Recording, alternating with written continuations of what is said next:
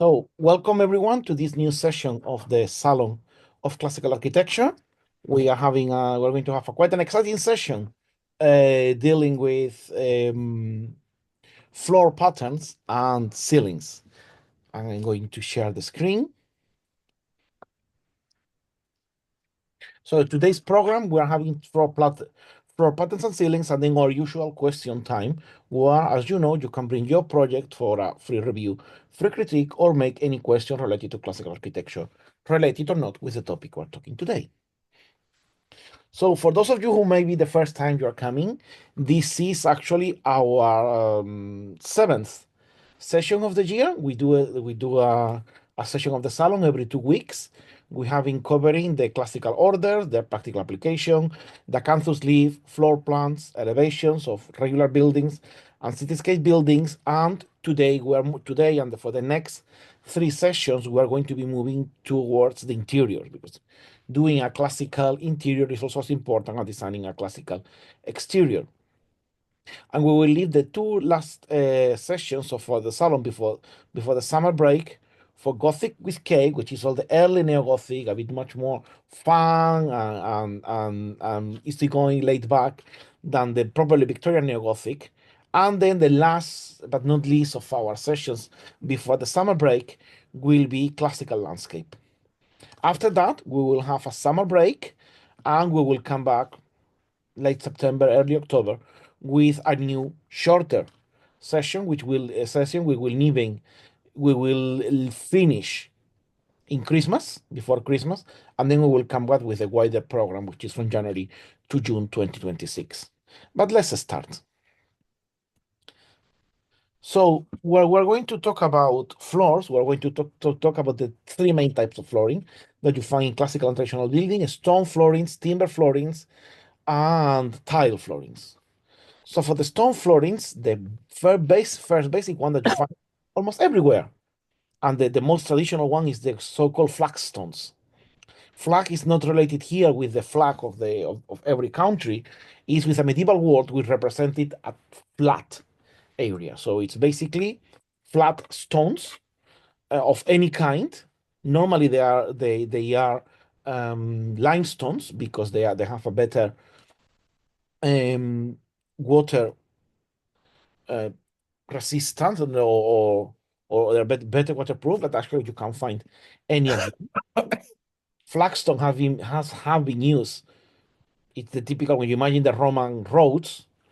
That's what you imagine. Also now you have to remember that the Roman roads, they were not paved with stones. They were, because if you pave a Roman road with a stone, it would be impossible to move. The horses would destroy their horseshoes in in hundreds of meters, and the carts, considering the very bad suspension that they had back then, it would be impossible to travel. So the Roman roads were compacted and not paved. Paved were only the roads around the cities, which required a much more formal environment, which this, like in this picture that you can see, which is a Roman city in southern Spain called Baelo Claudia. But they have been used everywhere. I mean, we have some in UK, one of the most typical ones is the so-called York stones. In Spain, they are also known as Piedra de Tarifa, for example, especially in southern Spain, which again is a sort of limestone. But that's what you normally find. They can come in irregular sizes, or they can come in perfect square sizes, or rectangular sizes on a random pattern. Normally, because they're using exteriors, the it is more considered to be okay to have them in big random patterns, but you can also have, as you can see in this image, square. Our next type of flooring, obviously this is very much for exteriors, is called the cobblestones, and it's called cobblestone because you see cobbles, which are a small piece of stone. This is the typical granite pavement that you find in many, many, many old cities. That's what they are paved, because it was like the first material available for building, and also you need a resistant material. So you normally cannot have in modern cities, you cannot have limestone because it will deteriorate very quickly. So you normally have a granite cobbles. and they can be combined. You can combine cobblestones and flagstones. I mean, we're going to see like different combination, like you can see in this in this road in this town, this street in southern Spain. You have flagstones on the sides and a central part of the road made of cobblestones. And one of the most famous type of cobblestones, I mean, I know that we have here, but we're probably here having many Portuguese and Brazilians. It's the so-called Portuguese mosaic, the calçada portuguesa, which is the typical pavement that you see in many cities in Portugal, many cities in Brazil, and some cities in between Spain, in the borderline between Spain and Portugal on the Spanish side. And it's made of cobbles of two different colors that they are laid following a specific technique that has been in place for centuries of year. And it's famous because with all these two colors, you create very beautiful and an outstanding composition, not only like the wavy pattern, you can create any type of mosaic in black and white, basically. You can include many other colors and some reds, but normally the two, three types of stone they use is mostly black and white, and then some reds in some isolated cases. So this is the Rua Augusta in Lisbon, the main street in the capital of Portugal. If we go one step more in reducing the size of the stone we're using, we have the cobblestones. So the pebble stones. So when you have pebbles, which are very, very small, roundy rocks used from taken from rivers and coast, you get a different type of mosaic, much more detailed because the pieces are smaller, and you get a very beautiful result, whether you're very elaborated shape or a more geometric thing. The next type of stone that we are going to see, I mean, I'm going quick because I just want you to take an idea of the different types of stone that you find when you do classical architecture. It's the mosaic type. A mosaic, you have different types: regulatum, tessellatum, vermiculatum, musibum, palladianum, ostectile, classicum, circumnatum. We're going to see a little bit of them. Opus regulatum, as the name says, it becomes of regular, means that the pieces that compose the mosaic are layered in a very regular way. And you can see here, it's we have a grid in one direction, and then we have a grid at 45 degrees. So and the pattern is marked by changes in colors. That's the only difference that we have. The next type, which also sometimes combines regulatum, is the opus tessellatum. The opus tessellatum is not only, excuse me, bidirectional, but also looking for to create a figure, to create a shape. That's basically what you get in the that's what you normally understand by a Roman mosaic. That's what we have, and then in this case, it's a mix of regulatum and tessellatum. In this case, it's a bit more elaborated tessellatum one. The point, the important thing of tessellatum is made of tesserae, of these small squares.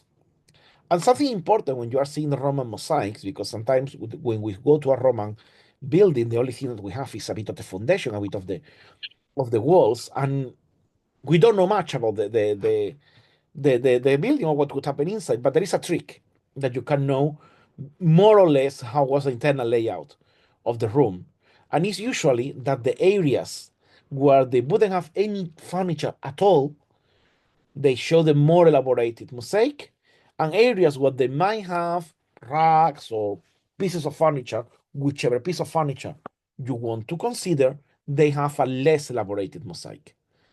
In this case, we have like a bit of some elaboration in the geometry. In others, basically just boom, a layer of opus reticulatum on the same color. And that's telling you that normally that area was usually covered by a bed, by a cabinet, by chairs, by rugs, while the rest of the room was more or less left open for you. So it gives us an idea on how the rooms were organized. The next type of mosaic that we're going to see is the opus vermiculatum. And this is when it comes to your image, the idea of the beautiful Roman mosaic like this one, which is the Alexander the Great against Darius. That's the most elaborated type of mosaic. They were called vermiculatum because it was the shapes don't follow a very specific pattern. It follows a random curvy pattern like like the vermiculums, like little animals. Opus musivum is when you use glass. Worms. Sorry, that's the word. Vermiculatum is when the pattern follows the like a worm shape. Opus musibum is a type of mosaic when you use glass instead of normally stones. You use pieces of glass, which automatically is giving you a much more brighter color. It's a much later type of mosaic, and it's used mostly or a lot in walls and ceilings. So the typical Byzantines mosaics and the mosaics that you see in many churches are actually opus musibum. On the same length of the mosaic, but slightly different, you have the opus palladium, or Trensadis, which is also known in many parts of Spain, southern France, which is when you imagine the works by Gaudí, you this is it's used by using whatever you have available. That's what you get. We go to the next one, which is Opus Sectile. Opus Sectile is probably one of the most typical ones that you still have nowadays when you are talking about floor pattern in stone.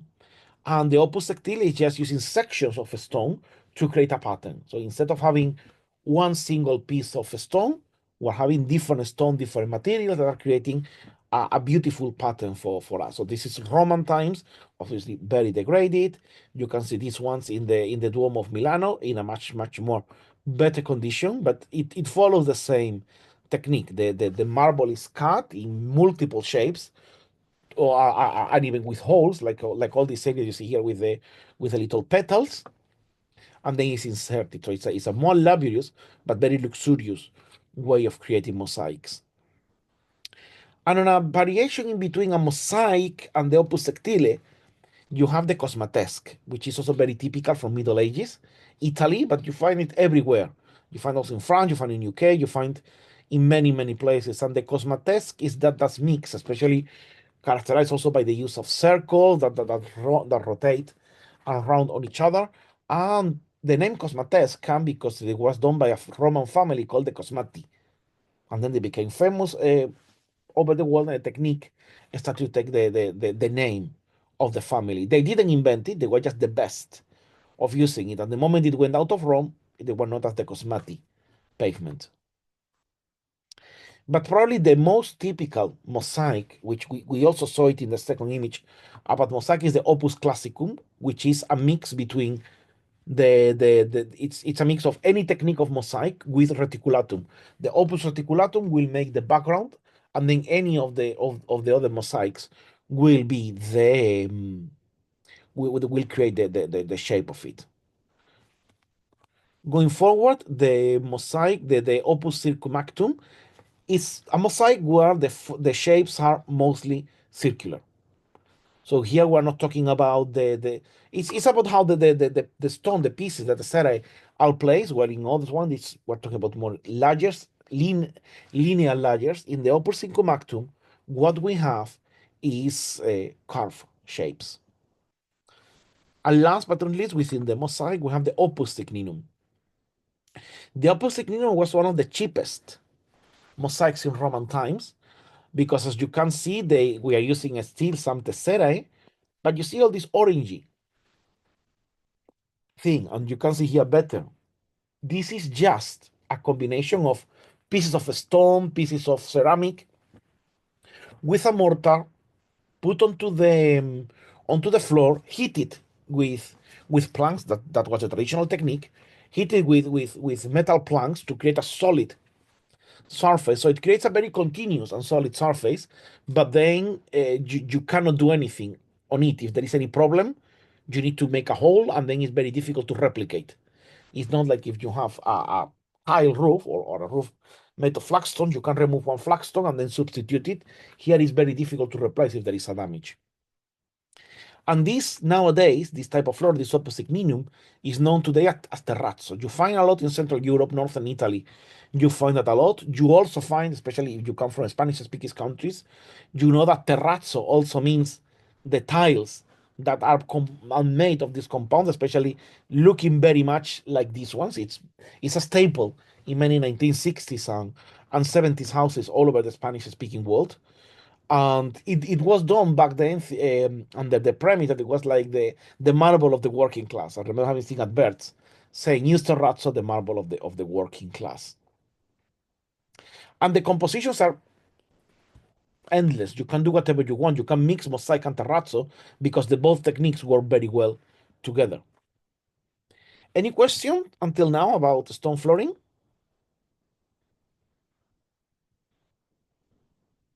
Okay, let's come to timber.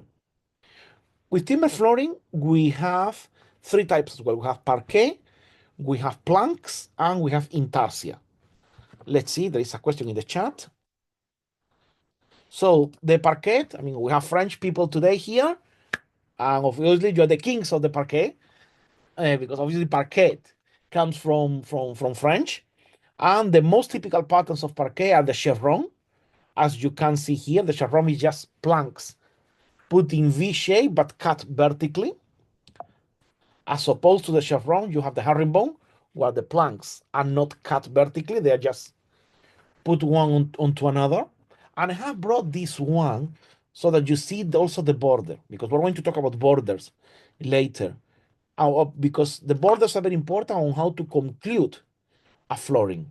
Because in a pattern, for example, like this one, like the herringbone parquet, you might not want to see this ugly piece missing. You might want the sequence to end in a perfect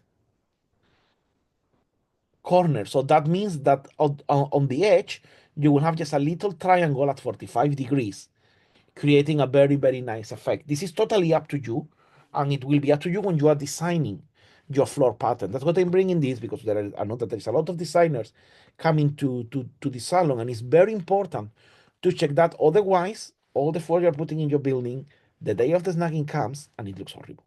So you need to be very careful with that.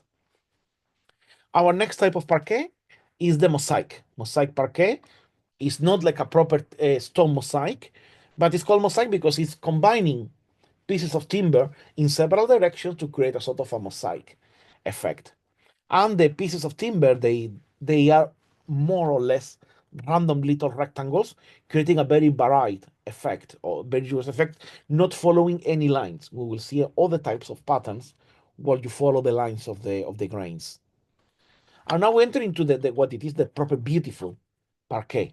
The most typical one is the parquet de Versailles, which is obviously based on the parquet that you have in Versailles.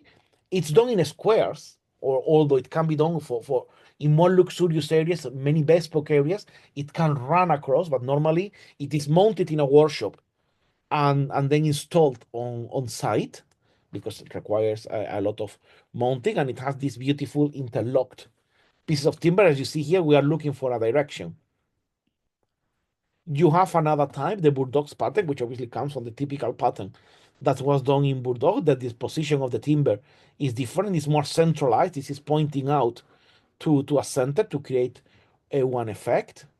You have the basket wave, in which the timbers, as you can see, they are disposed to generate two directions, and then some small pieces in between, which are called cabochons, and they create a pattern. And you can see here that whoever did the pattern left everything at the same direction, and here they created a very nice effect, just only leaving half of a cabochon there. That's the way to go, because as you can see, it's a bit irregular. The distance here and here is not the distance here, and you have a cabochon here in the middle. It's a very badly layout parquet. And we're going to be talking about that in a moment. I'm going to show a sample with tiles. But again, when you are laying out your flooring, you need to be very careful on how you do it. And of course, I know that some of you are going to come and tell me, oh, the AutoCAD hatch didn't let me do it. That's because you don't use AutoCAD hatches to design floor patterns. That's I would say, if you have to remember something from today's session of the salon, I would say don't use cut hatches for your floor pattern. Next one, very similar to Versailles, is the Chantilly. parquet, which again comes from the Chateau de Chantilly, and it's another of the type of floorings that you find. So these are the seven basics types of parquet. There are other different combinations within the square installation, but the more complex you go, it start entering into what we're going to call as intarsia. The next type we're seeing is very simple, very easy, very typical. It's a floorboards. It has straight planks, different type of treatments, and they are again another basic staple in many traditional houses, especially in the upper floors when the slabs are not made of concrete or stone. I mean, nowadays you can have anything you want, but traditionally, because the structure of the slabs were timber, they were timber beams, they were just literally nailed onto the timber beams, and the space into the beams was filled with a mix of earth and wool called pugging to increase insulation. So don't think that the insulation is a modern term. Insulation existed back in the past. And nowadays we don't use anymore. Normally for almost any building that you don't use anymore thick timber planks unless you want to give a very antique effect. Why? Because when you use solid timber planks, each of them is going to move in one direction. Some of them are going to grow a bit, or they're going to go to move in another direction. They're going to get swollen. They're going to get to shrink because that's how timber works. To solve that, because in certain contexts it might be seen as unpleasant, some people might love the rusticity, some people might not like it. Depends on the overall look that you're looking for. And nowadays we have something called engineer floorboards. This is what you have in most of the boards, and the better quality, the thicker the board is. Don't think on the very thin ones that you can find in many depots. I'm talking about floorboards that are like 3-4 centimeters thick, which have all those layers to prevent that they are going to get any deformation. And obviously the quality of the flooring is much better because you have like the three layers that are collaborating together to prevent any movement in the floor. And again, this also, if you are working on a very rustic house, you might not need to have engineer floorboards. If you're working on a townhouse where you want to keep a sense of more order and less clutter, you might want to prefer engineer floorboards. And in any case, that's something that you will need to discuss quickly with your contractor, with your architect, or with the interior designer on what's the effect that you want to achieve. Because once you choose one type, the build-ups and the whole construction changes. And as I was saying, I mean, when you have something that is a bit of parquet, a bit of carving, and a bit of everything, is what we call the intarsia. Intarsia is very similar to the opus sectile. Actually, you can also call some part of the opus sectile intarsia. If you go to Florence, you have all the pietra dura tables and pieces. They are called sometimes intarsia. But when we're talking about flooring, timber flooring, this is the intarsia, creating beautiful shapes and then some inset. It's a marquetry. Intarsia is a marquetry flooring. And you can see all the beautiful examples here using different type of timbers, or even you can have timber and stone, timber and metal. The possibilities are endless, and depending obviously of the fact that you want to give, you can get something. But it's basically imagine a marquetry, beautiful marquetry work, but in a flooring, and obviously the technique it's a bit more stronger than in a marquetry cabinet or in a marquetry table, because you have to the use is much more intense. But as you can see, the effect is wonderful. And again, the border to limit and to ensure that your design fits within the room. And last but not least, we have the tile floorings. Tile floorings can be simple and rustic and beautiful, like these stoneware tiles that has been with ourselves all our life. Stoneware means that they are as strong as a stone. They are porcelain. They are not like porcelain, but they follow a similar technique than the porcelain. The porcelain is super strong, but it breaks under the impact. So you wouldn't be able to have a porcelain flooring, but the stoneware is like the cheap alternative. In pottery, to to porcelain. And it's not only this sort of rustic tile, which are also called terracotta tiles, or rustic tiles, but also you have the typical square tiles that you find in any house, that they are mostly in southern latitudes. It's the typical flooring. We don't have southern Spain, southern Europe. You don't have usually timber flooring. You have tile flooring or stone flooring, depending on what you are. Well, tiles in northern latitudes, they are mostly for toilets and kitchens and entrances, because of the dirt that you come from the outside. They're very easy to clean, so that's the advantage. And these tiles, they are fired, meaning that they are put into a mold. They have several layers, so like a base layer, and then they have like an enamelled or a top layer with the whichever finish they're going to get, and then they are fired. They're put into a kiln, an oven, and then fired, cooked, if you want to use the analogy of a cake. And then there they are. And then sometimes they get two layers. No? They get cooked to get the base, and then they get fired to get the second layer, to get extra glazing or to get extra type of finish. So, but these tiles, they go through a burning process. They go through a hot process. On the other side, we have the encaustic tiles, which are so called also many times hydraulic tiles, and these tiles are created by pressure. So all the different, there is sort of different cements or different mortars with different colors, as you can see there, and then they are put into a mold, into a machine. Everything is pressed with an hydraulic press, and you get this beautiful shape that very typical from the Victorian architecture, but also they are a very typical type, the very typical flooring that you find in buildings from late 19th century, early 20th century. They are very, very typical. They're very beautiful. They're also called mosaic tiles because you can create a mosaic with them depending on the amount of shapes that you have. I mean, this is one of the typical shapes, especially in UK and Northern Europe. Why? Because it was taken from very primitive tiles that they were used in churches and in public buildings. So they have that sort of medieval shape, but that doesn't mean that it's the only one. There is other shapes that look more Art Nouveau because they were done around the 1900s. And the possibilities are endless, and they are called encaustic tiles or hydraulic tiles. So, some tips for floor patterns. First, floor patterns are part of the spatial experience. Remember when we were seeing the mosaic, the Roman mosaic, how the area where you would be walking is very elaborated, the area where you don't walk is less elaborated.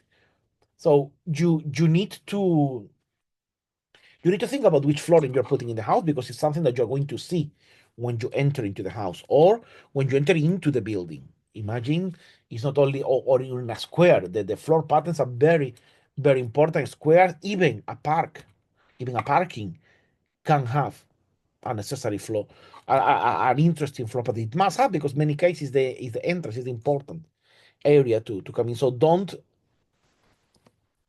not no think about it, if you know what I mean. You need to think about them as part of the whole experience. Not think only on your elevation or in the materials that you're going to use. You can use the best Carrara marble, and then it's completely ruined if the floor pattern is just square tiles. Take into consideration the furniture layout, so that you only elaborate the areas that aren't going to be covered with the furniture layout. That's very important to take in mind. Align your patterns with the relevant elements within the room. This is very important. Normally, you would align your patterns with the doors. Why? Because obviously the flooring, and when you're walking, that your side will go from the floor to the ceiling. So the pattern needs to be aligned to also mark you the direction. Sometimes it might not be possible, and especially if it is a sort of a room with a dead end, like a bedroom or a toilet, you may want to orientate your pattern through the main window. Again, always bear into consideration the um, the patterns and everything. And this, as I have said, never use cut hatches at detail level. I am tired of seeing drawings in which you put a hatch and you say, oh yeah, it's not this is what it is. And then you go to site, and then people say, "Oh, it is not what I wanted." Of course, it is not what you wanted because you use a hatch. You never repaired, you never amended the hatch, and the contractor is building what you send. So this is very important that you need to create your own patterns. You need to draw them. It's painful. It's going to take you time, but quality takes time. So you and as I always say, and I like to say, computer says no is never an option for a bad design.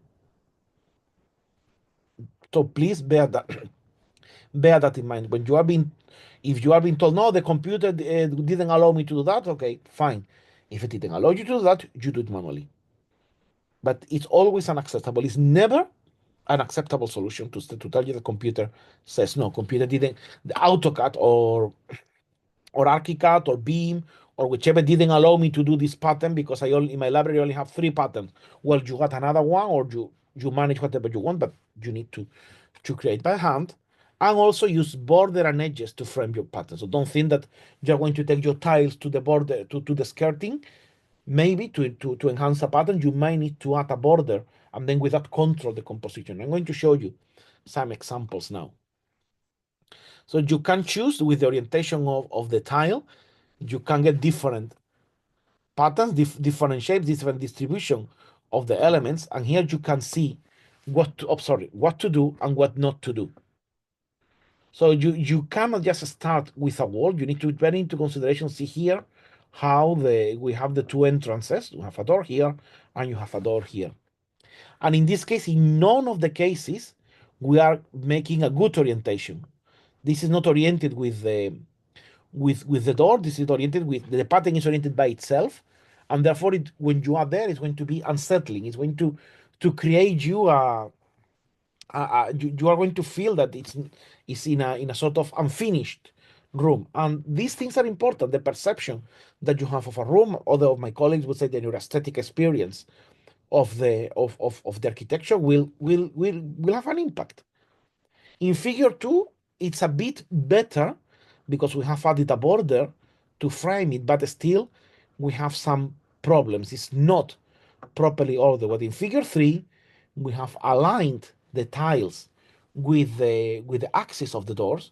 We have started to place the pieces in such a way that then we at least have one full range. You can then change the tile. So instead of having, you can have like probably every tile is containing is not the yellow ones, or maybe it's made of small pieces, but they have ensured that this is working. You could have perfectly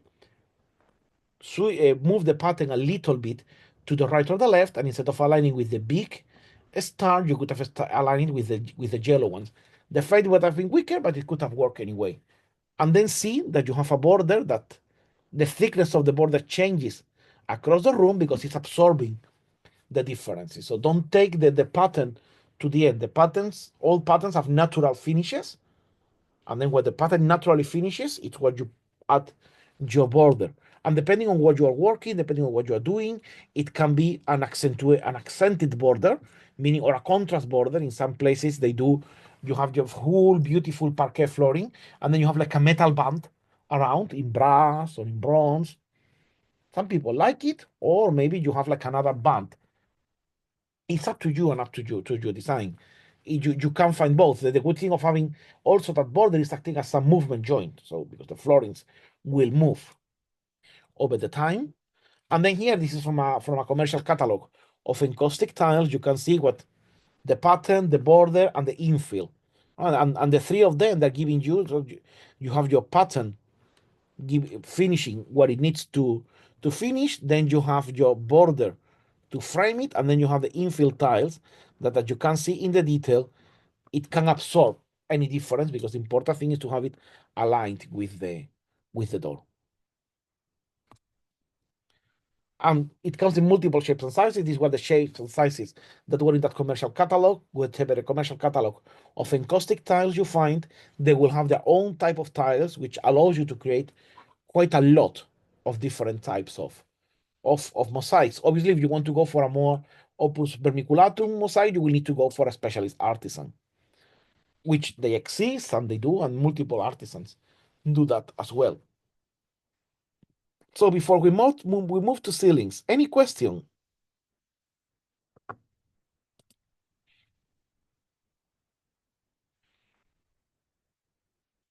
Please also note that I am omitting now that I am saying this, I have omitted almost deliberately one type of pavement that you use quite a lot in many urban contexts, which is the printed concrete. The printed concrete means that instead of having different cobbles, different pieces of material, you just lay out a layer of concrete, and when it is wet, you just put like a stencil that creates the shape, and then with that you can create like the curvy um, Portuguese pattern, or you may have seen it in many places, a sort of more timber pattern. I mean, they are a good, extremely budget solution. So for a area where you need to have budget, it's better than not having anything. But obviously, the quality and the sensation, the quality of the texture of the stone is going to be much better. Obviously, remember that when you're working on exteriors, you will need to be careful with the waterproofing, with the slippery flooring, and that might mean that your surfaces won't be fully smooth. You need to take all that into consideration. Some people, or not some, we have for visibility, accessible visibility, you need to add contrast, you need to add a lot of little elements on the floor patterns that need to be included because those are the regulations we live in. Those of you who know me very well, I am not against regulations. A lot of people are against regulations, and I say that regulations are the framework that give us the order in which we live. And if you ditch them out, that doesn't mean that they're going to get better. That means that they're going to get worse. And I always say, an excuse for what I'm going to say, omitting the regulation isn't going to take us to a classical utopia. It's going to take us to the favelas because that's the consequence of not having regulation. So the favelas and the slums are the free world that many, because you see a lot of people in the traditional world that, no, let's ditch the regulations. They don't allow me to do beautiful designs. Say, no, you do the beautiful, blaming the regulations on not allowing you to do the beautiful design is not an option. You need to work with them because that's the framework that you have been given. The same way that 200 years ago, they had another framework to work with, but they still created the design. So please bear also that in mind when you are doing when you're designing patterns, when you're designing all these things, they need to be embraced. We need to live with them. So ceilings. For the ceilings, I have created 4 categories. I mean, as again, this is a quick introduction for you to give inspiration, and more important, I guess, that for many of you will be the last section where I give you the bibliography to check for inspiration. We have flat ceilings, and flat ceilings, as the name says, so the upper surface is flat, and obviously they always have a cornice. Why? Because it's very beautiful to have a cornice in your ceiling. Some ceilings won't be able to have a cornice because they are too low, and normally what they have is like a little curve, like a little half round continuation. For example, this one that you can see here above me, I live in a flat with a very short ceiling because it's an attic, and the cornice is is a nice curve. But normally, this is the type of cornice that you are seeing in this image. This is what you will see. They are normally made of fibrous plaster, but nowadays sometimes they produce it in plastic or in polystyrene, which are a bit cheaper, but the quality resents. So the best ones are the ones made in plaster or the ones made in timber. But when to use which? I normally say that if you are building timber paneling, it's a good idea to keep the timber cornice, but for the rest of the cases, it's better the plaster. And how to know the rad and obviously the ceilings can have as any order, they can have a frieze, they can have an architrave, which is called picture rail in an interior, and they can be as ornated as you want. Very ornated. This is a modern ceiling. This is not an old one. This was finished by Francis Terry around 10 years ago in Ireland. So this can be done. It's done by and the ceiling was done by a company called Locker and Riley.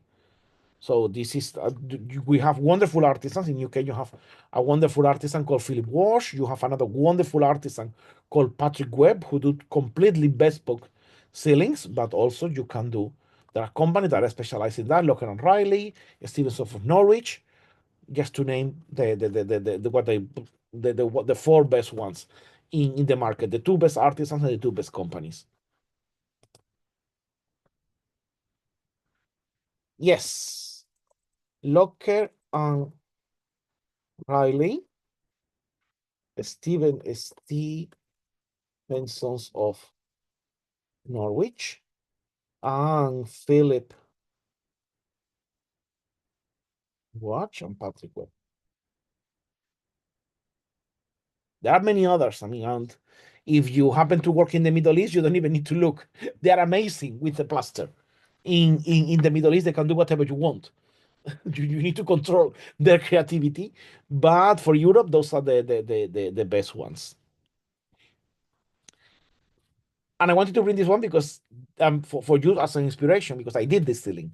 This was finished in 2018 in a house in Scotland, and I designed the ceiling. Was sold was installed by a contractor, was not by any specialist contractor. We provide all the drawings. It was a contractor big enough to to produce the cornice themselves and to produce the ceiling up to the design that we gave them.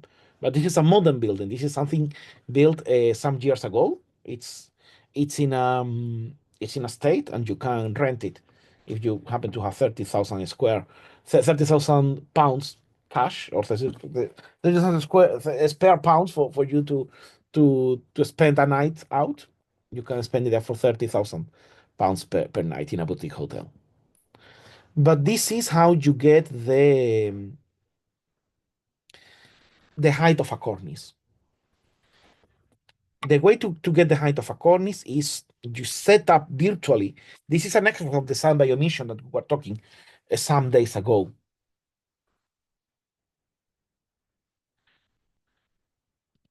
I'll answer your question now, Herman. You remember we were talking about the design by omission, and design by omission is the perfect example of how you design the interior. You get on the height on a given height, you would put a given order in depending on the order you want to use. Can be Corinthian, Ionic, Doric. Normally, the ones that are normally used for interiors are Corinthian and Ionic, but nothing stops you to use a Doric. When you put the full order with the pedestal, the last part of the entablature, which is called the cornice, will become naturally your cornice. The base of the pedestal will become your skirting, and the dado of the pedestal will become your dado, or as the American call it, the chair rail. So um, the dimension, when you put in these dimensions in a normal height, you normally get the picture rail around 700 to 900 mil, depending on the overall height of the room, which is normally the height that is recommended for the chair rail.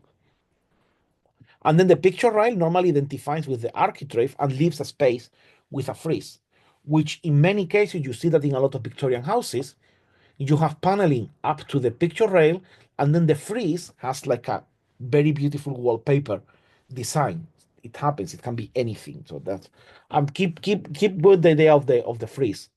And then the cornice, I mean, you don't need to replicate exactly an Ionic or a Corinthian cornice, but it's giving you the height of the cornice, because it's important that your room has a cornice according to it. A very short room will have a very small cornice. A very tall room will have a taller cornice. And that's so and the way to regulate it is by putting the order and virtually taking the height of the column. Any questions about flat ceilings other than the ones that we have had already? I'm going to, before jumping onto the bolted ceilings, let's see what Herman is saying. Regarding the regulation of the pavement in public areas, some colors and symbols have to be included due to traffic design. The look of cycling paths, for example, I can imagine it would be hard to design it beautiful and ornamented, but at the same time, standardized way. There are some of them. There are some catalogs that offer you something similar. I mean, in Sevilla, for example, you have the farolas fernandinas that were done at the beginning of 19th century, and they work. The kinda work. You have some of the in some of the signal post from the 1929 exhibition that were reused. So there is a way, but again, you need to look for it. And normally these are standardized designs that are part of the foundries that provide all this. They have it. The problem is when you don't want to look for them, when you operate on the assumption of computer says no, or you want to go for the cheap ones. But they exist. They exist. It's possible. It's possible, but they're more expensive. And obviously that has an impact. So sometimes it's better to go for a discrete plain one rather than ornamented. Why? Because also these things are in the street, they can get deteriorated, and you can only ensure that the one that you are installing as the responsible of the intervention, they're going to be like that. Maybe the council will install others. And it happens also that in many councils, they will ask you to install certain types. So it's the same thing. I mean, when you go to certain areas in Barcelona, there is a pavement. The pavement in the street is a sort of tiles replicating a design bag. You find that in Passeig de Gracia. When you go to Sevilla, a lot of the lighting posts are the so-called Fernandina by King Ferdinand VII. And people and all the modernists in Sevilla hate them because oh yeah, we are tied to time, blah blah blah. But yeah, it gives the city an unity. So they exist. They exist. So it's a matter of looking for them to the foundries, to the public furnishing companies that design benches and many other things. All these things exist. You just need to look for them and ask for them. That's a bit the problem. And also, always, as I normally say, don't be fooled by the modernists when they tell you, "Oh no, that's not possible. They don't do it." No, they don't use it. They don't want to use it. Doesn't mean that you cannot use it. If it is available in the market, means that you can potentially use it. Obviously, you need to have a certain degree of taste, a certain degree of grace using them, but normally you should be allowed to. Moving forward, vaulted ceilings. I'm going to be quick on this because this is a never-ending point. I think that what you need to bear in mind is the vaulted ceiling is it's starting with the so-called the barrel vault, which is just a semicircle extruded over a distance, to the different cross vault, which is like the intersection of different type of bolts. But the difference between bolts and dome is that the bolts are usually directional. You don't have only one bolt, you have a sequence of bolts or a very long bolt. And as opposed to that, you have the dome, which is a single point, either to mark the intersection between different areas or to mark the importance of a space within it. And then you have different type of domes, and they have their own design. And if you want to know more about domes, I mean, I will be happy to talk privately with any of you about dome design. But obviously, it goes beyond designing a dome, goes beyond the purpose of this a quick chat for you to give an introduction and an overall inspiration set on how to design ceilings and floors. However, another one that you will find quite a lot are the coffered ceilings. Coffered ceilings, as the name, they come from very ancient times. The most famous ones are probably the ones in the Pantheon in Rome, which are done basically to lighten a roof structure. Instead of having a continuous flat ceiling with a lot of material on top, the coffers allow you, which are like little boxes, be lifted. They allow you some lighter space from this one, which by the way is made in concrete, Roman concrete, but concrete anyway. Two more Renaissance one. This is from Randolphurst Castle, which tries to bring all the grandeur of the Spanish Renaissance with all the modern technology of the early 20th century, and in this case, in a very witty way, is incorporating artificial lighting. And elements that I want you to consider here, we have a regular set of coffers, we have a cornice. Usually when you have very rich coffers, the cornice doesn't have to be very elaborated. But then we have again a frame and a border. Because with the coffer, the moment you want to put a regular shape on it, you might struggle, and you need the borders and the frames to regularize your design. They come on different shapes. I mean, this is a bit older. This is the Boston Public Library by McKinmett and White, more inspired in more neoclassical designs, and In this case, we have only a central lamp. These are some designs. The possibility for the design of the cover, again, they are endless. You can design almost whatever you want. These are designs from Robert Adam. And this is a sort of a modern intake for the covers, in which you would have your cornice, and then you have like a small bolt on top with a recess. And this is a very interesting way to solve two problems that we have nowadays in modern buildings. One is the AC. We need to have air conditioning in the building. It's a requirement. Maybe not in Northern Europe, but in southern latitudes, they are. And you need to reinvent and you need to reformulate the language to bring that element that you didn't have before. The same way that when in the Renaissance they wanted to revitalize Latin, they need to readapt the Latin. And the advantage that this type of coffers have is that you see this space here and this space here. That space can get lighting, cables, can get the AC ducts, and then you avoid seeing the ugly grills that you can see in many places, because that's something very important. The grill is something that you need to embrace or to hide, but you cannot live with industrial grills. You need to embrace it, as here they have basically make holes in the freeze to accommodate one. They put a mesh behind so then you don't see anything of the ducting. And in here it's another example of how you operate with these ceilings. Instead of having a lot of spotlights, which they were fashionable in the 90s and early 2000s, but they are horrible. You have your spotlights and your LED lighting all around the cover, therefore creating a very different lighting effect, much more uniform, much nicer, much calmer than just the spots bringing you. And you can still keep the spots to illuminate a certain part of the house, a certain piece of art.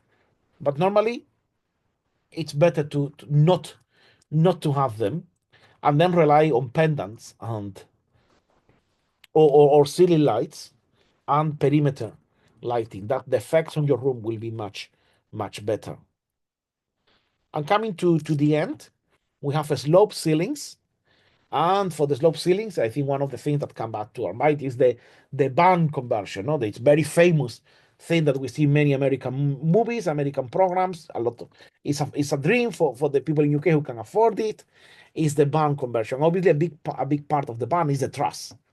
And here are the five most common type of trusses that you can find. The common truss, which is just a beam, and the other two beams uh, um, creating the ceiling. The queen post, which has like two posts either side, therefore leaving the central space walkable. You have the scissor, which is normally used for lower ceilings where you don't need to have this horizontal beam. The king post is also king because it's one of the biggest, is the second biggest one of the trusses. I would say that common and scissor are the smaller. Queen is the third. King is the second widest span, which has the post in the center, and then the hammer and beam is the widest. So the hammer and beams are normally quite remarkable. Not you don't see them in modern construction. Modern construction usually stays a king post, basically because up to a certain point, the timber gets reinforced with metal, so you can get much bigger king or queen post that you could get traditionally, and then they have left the hammer beam. You still see some hammer beams nowadays, but I'm thinking, for example, the Westminster Hall is a very beautiful example of hammer beam uh, truss, and it works. It's very interesting the way it works, because the hammer beam usually has this that has the beams, as the name says, and it has the hammers, which are the vertical ones. And these vertical ones are usually very heavy. They have like a pendant hanging, because the structure in this case will tend to go to the sides, to open, and the pendants are taking you down. Yes, scissor beam is quite popular. You see that quite a lot. And I wanted to bring some examples, again, things that I have done from the same place in Scotland. We have this sort of a smaller, in between scissor and king post beams with a very flat plaster ceilings, or this other one a bit more of a queen post truss, but not so many, with some additional reinforcements in here, but quite a beautiful one. This is the same place, and again, I mean, as you see, I mean, in this case, we couldn't have the LED strip lighting because it would be quite complicated to run the cables in between the beams. So we had just some very basic spots placed on there, but they are placed on the wall, illuminating up, not on the ceiling, illuminating down. So some tips for the ceilings. As we have said, you have to use the right height for the cornice, and I have shown you the method to calculate it. If you don't have enough space, consider a longer horizontal piece. Maybe your room is very tall, but then your windows are also very tall. It happens. Then instead of having a mini cornice, what it was normally done historically, because this happens historically as well, is that your cornice gets longer horizontally. So you might have vertically a little piece and then longer horizontal one, pretty much like this. So you have a very small cornice and a very tall one here. So tips to bear into consideration. This cornice is actually one of the ranges from Locker and Riley, so you can get it off the shelf. Allow enough space for the services. Nowadays, when you need to give space for electricity trays, for data, for ducting for AC, ducting for heating, multiple things, security, safety, fire, a lot of things. Maybe ducts to take air out of the kitchen to the outside. So ensure that you put or discuss with your engineer to leave all that around the perimeter of the room, and then have the two-step ceiling. You have like a tray ceiling, which is called, no? You have like your cornice flat and then a tray around. As I was saying, use concealed lighting instead of light spots. Use the covers to maximize the height, and either hide the grill or embrace the grill. But if you have to embrace the grill, again, there are options. Speak with your MEP and then tell them that you don't want to use the horrible louvered grill, you want to use something else, and you together you can find a different solution, because they're in the market. And obviously the problem is that the louvered grill is the one that gives you the most efficient one, because you can regulate it, etc., but it's very horrible. If you tell them you don't want it, they will redesign the whole system to accommodate that. And it is okay to do that, because all AC systems are designed bespoke, unless you're buying like an AC machine, a split that you install directly, or centralized AC systems that are normally the ones that you have if you're building your own house or you're refurbishing your whole flat. They can allow you to make your grills bespoke. And these are a couple of examples of ways you can hide the grills.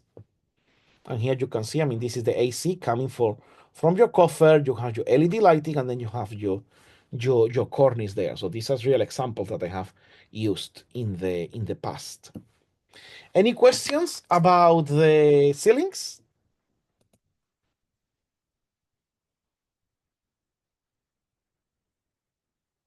No, not everyone at the same time. Anyway, I'm going to give you some bibliography so that you can use it for you to take as inspiration to design floor patterns. Mostly floor patterns. The ceilings are a bit more straightforward. I would say that there are three books that you should have, you should purchase and have them as a basis for everything you do in terms of design and ornament. First is The Grammar of Ornament by Owen Jones, The Handbook of Ornament by Franz Meyer, and The Polychromatic Ornament by Auguste Racinet. These three books are the basis of all ornament, and I recommend you to purchase them. They are you can find very cheap reprints from many editions in many second-hand sites. And I mean, I'm bringing you again the names: Grammar of Ornament by Owen Jones, Handbook of Ornament by Franz Meyer, and Polychromatic Ornament by Auguste Racinet. Very affordable copies, reprints, second-hand, so there is noise. And if you don't find them, you can also find them in the website that I'm always recommending to everyone, archive.org. The other one, which is actually one of my favorite books to find inspiration from, Is the city and country builders and workman treasury of designs, or the art of drawing and working the ornamental parts of architecture by Batty Langley. Batty Langley was a printer, an editor. He owned a printing press. He did a lot of him and his father and his children. He was the main part of the whole dynasty. He did a lot of books. He printed a lot of books, several themes, but he specialized in printing architectural books, some sort of gardening and botanic books, but architectural books, he printed a lot of them. So any book by Batty Langley that you find on the internet, or even if you find them around, they will be very good source of inspiration, not only for floor patterns, for paneling, for fireplaces, for windows, for doors, for anything you can imagine. It's what it is. Is the one of the best pattern books. You might heard in many lectures, in many articles there, the importance of pattern books in the 18th century. Batty Langley is the most important pattern book, I would say, because it contains a lot of design. For example, take a look at this image that I'm showing you on the right, and you have 1, 2, 3, 4, 5, 6, 7, 8, 9, 10, 11, 12, 13 ideas to design a floor pattern. So it's and the composition of the pages is like that. It's a lot of information together, and you can combine the information. You can say, okay, I'm going to have this Greek key with a double circle, or I'm going to have these big circles with the Greek key, or you know what I'm talking about. So it's giving you endless possibility. And this is only one page out of the 200 pages that the book has. And same for the ceilings. He gives you a lot of ideas for the ceiling. You can even see here the cornice and how and the height of the covers and the height of every single element in plaster. And there is a lot of examples like that in this book, which again you can download on archive.org. And also, I mean, as a more as a fun fact, see the way they were writing ceiling back then, ceiling. And or another of the things, Batty Langley was the first one in publishing a book about Gothic, and this Gothic he wrote it with CK, and that's the Gothic with CK that we will be talking at in almost the last in the 11th class of the Salon. Another one for roofs, even if it says open timber roofs of the Middle Ages. Again, this is available on archive.org. This is a very good book to get beautiful designs, quirky designs. They're mostly from churches, but also from manor houses of the Middle Ages. They are very nice, very beautiful, contain some structural information that you can use for your own amusement, because obviously the construction techniques have changed completely since then. But it's giving you an idea on how on inspiration, and also it's giving you enough information on how the roof is made. So it's both artistic and technical, and that's very important. Normally the books that I like recommending. I mean, so, early today there was one lady asking for which book did you recommend it 2 weeks ago, and I say, please, I'm all time recommending books, so you need to give me a bit more of reference. But all the books that I recommend, they are normally available at archive.org, so you don't need to buy them if you don't want to, and they contain enough technical information. I tend to be very careful on the books that I recommend, so that you have the best information available. There might be better books, but then if you need to go to the British Library and ask for that book, it's not so accessible for everyone, because you need to come to London or you need to go to the library, wherever. So I try to comment and recommend books that are available for everyone and that contain enough technical information. There are others. I mean, I normally say that you can always go to Pinterest to find inspiration, but when you need to design, you need to go to books like this. And another one, in case you want to go hardcore and you want to design the typical Spanish mudéjar roofs, we have one book, the only book that exists about them until more recent times, the Breve Compendio de la Carpintería de lo Blanco, which is a compendium of white carpentry, which is the name that back then it was called, this sort of very intricate roofing. And it's a book that was published in 1633. The book existed from before the person who wrote it, Diego López de Arenas, published it. Diego López de Arenas publishes a compilation of what he knew, but there are manuscripts much older than him that contain the same information, meaning that it was some sort of common knowledge that was typical, that was present in Spain and also in America. There is a university in Texas that has it's not a copy, it's a version of the Treaty on White Carpentry 20 years or 30 years before Diego López Arenas published it. And it was not by him, it was by someone else. So he was publishing what was back then common knowledge. Now, you might not want to deal with Spanish, with 17th century Spanish and 17th century knowledge of carpentry.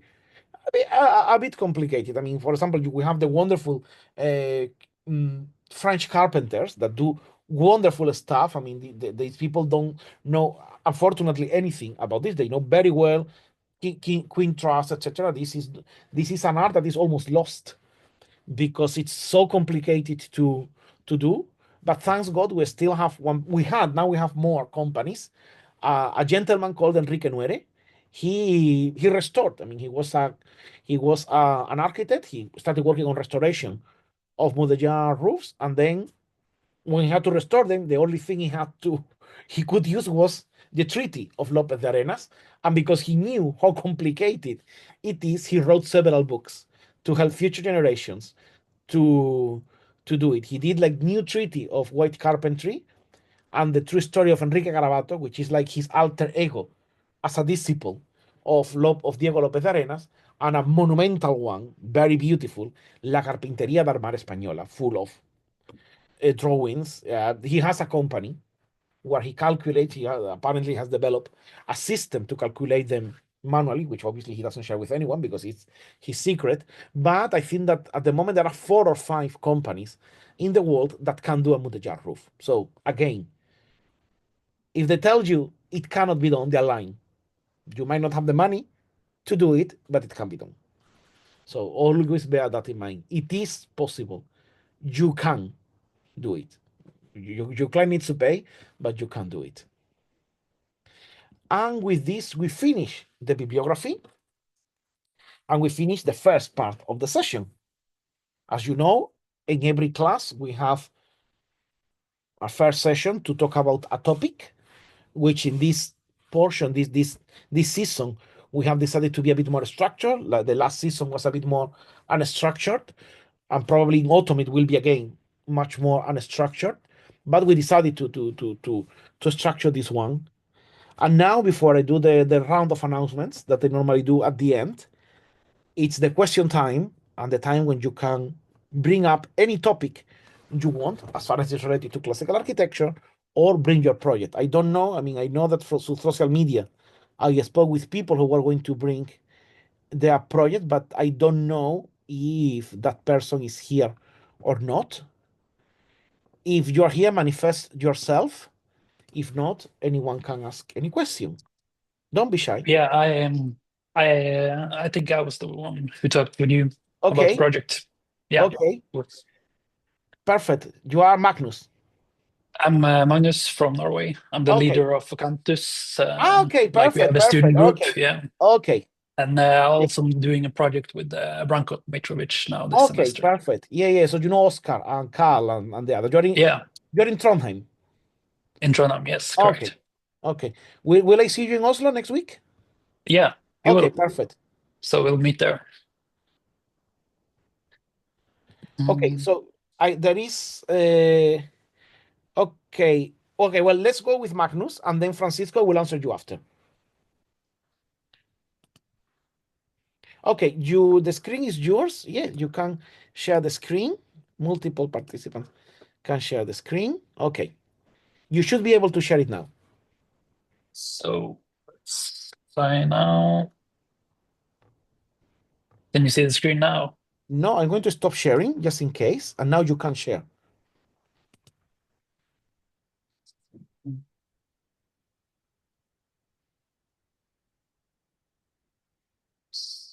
You don't see my screen? No, not yet.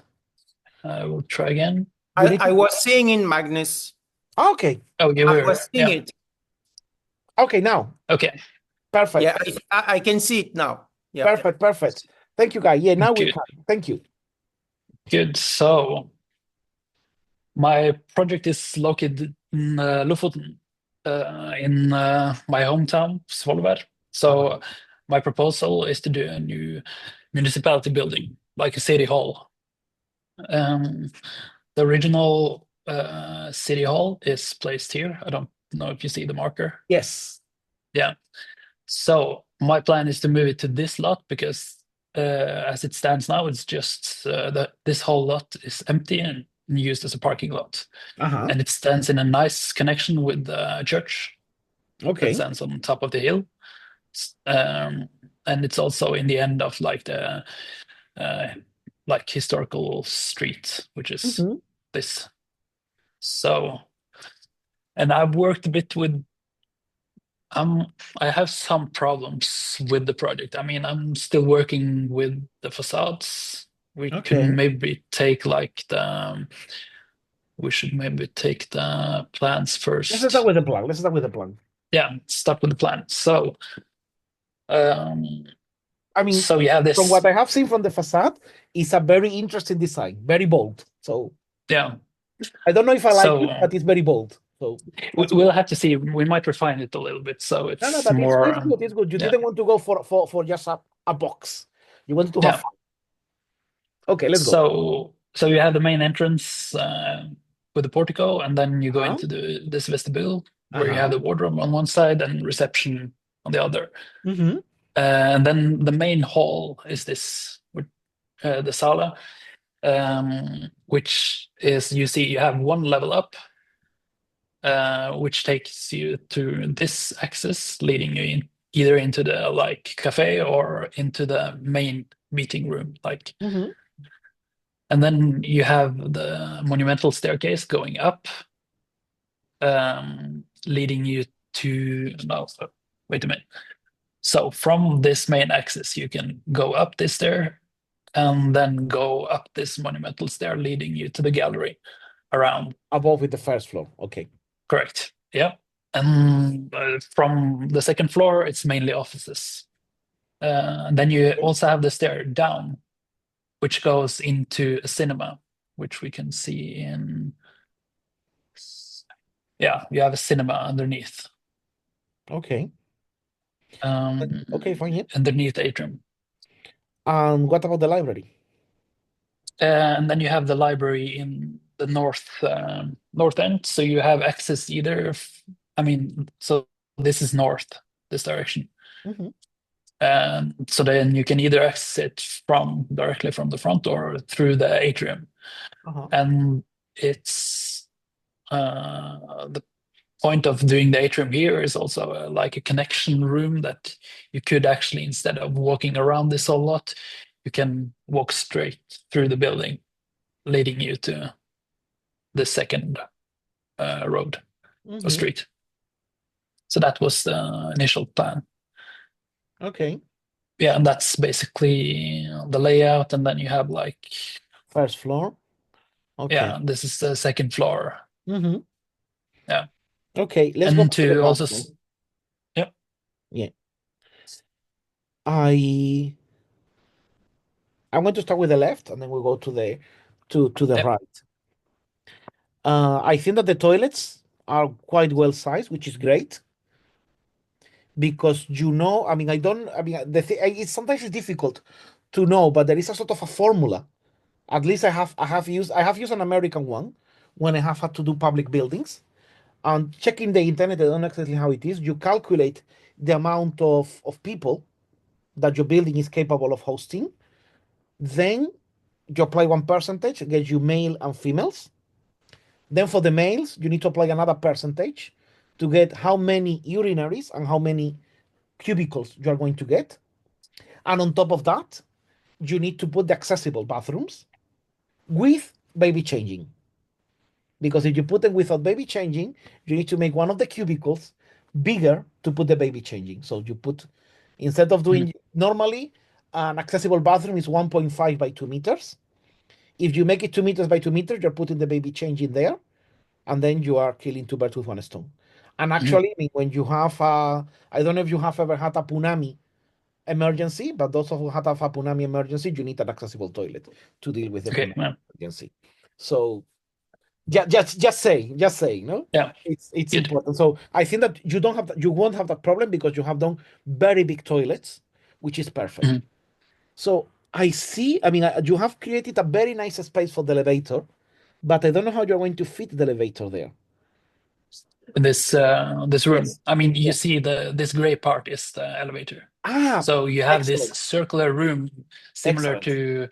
to Garnier, the Salon de la Luna. So that was Excellent. the idea with the Excellent. stairs on one side, and yeah. Okay, excellent. So the elevator, okay. The elevators go here. Because I have to take the half level, so I have to have one entrance on the one side and then leading to this side, And making then it the accessible for accessible will everyone. go here. And then if not, Yeah. they go here to the atrium and then to the library, and then they will enter to the library. Okay, this is amazing. Perfect. I quite like the colonnade vestibule, but I think that the reception is a bit hidden. So I Mhm. don't know how this can be solved. If it is a matter that you put a table, if it can be something as easy as you put a table here and as you enter, you just have a person there in the Yeah. vestibule space. But also, I mean, I am aware that this is Norway and maybe this is more a draft lobby. So you need Yeah, to probably.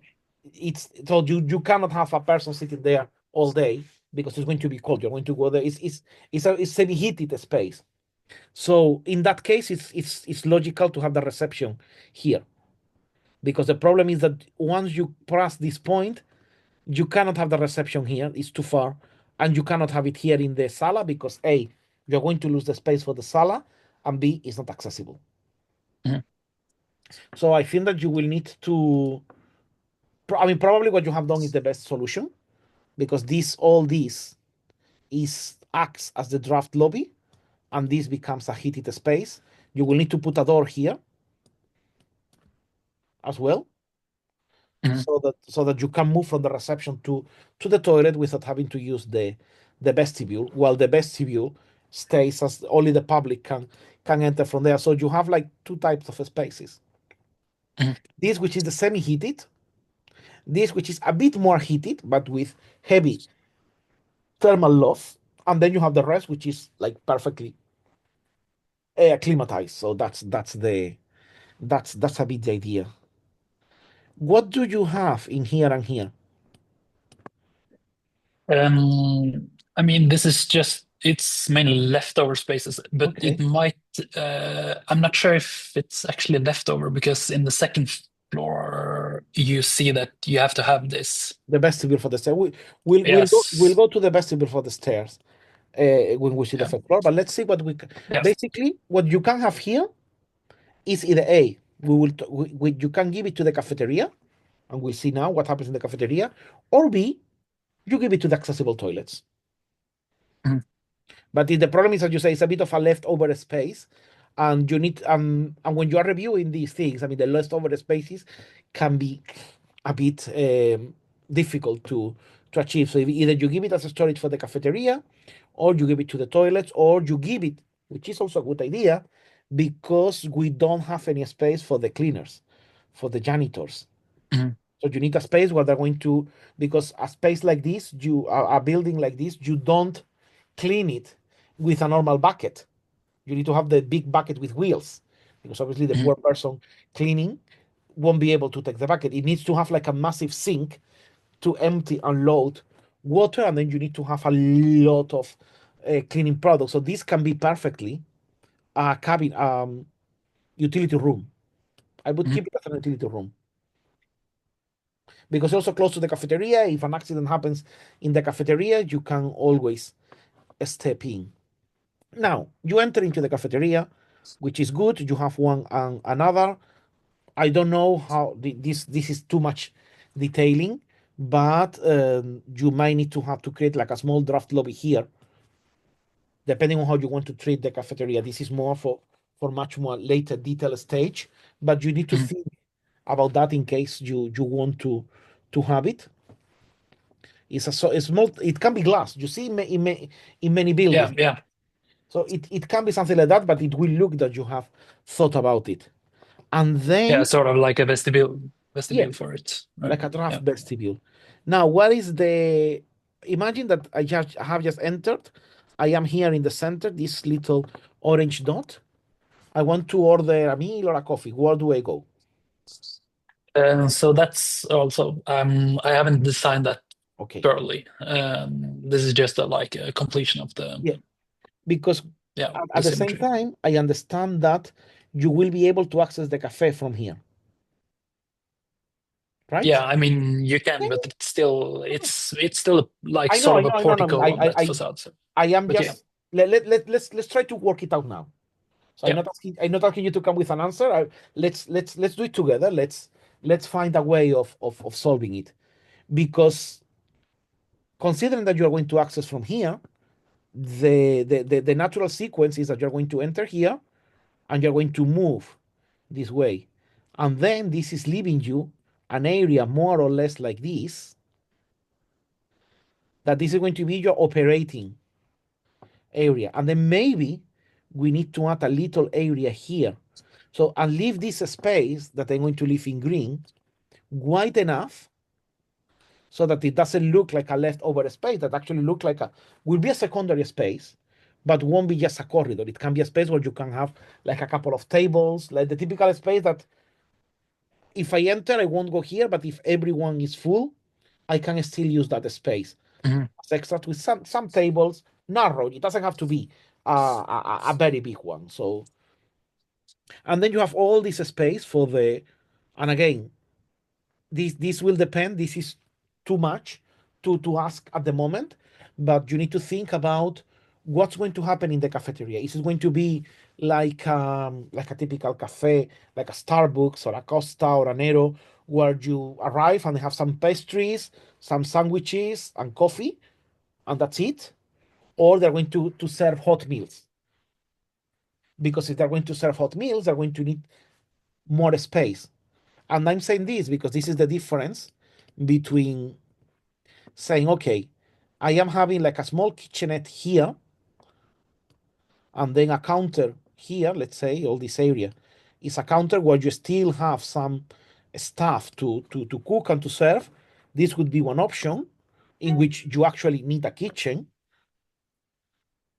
Or B, oops, you still have a small storage, but what you have here is just a counter.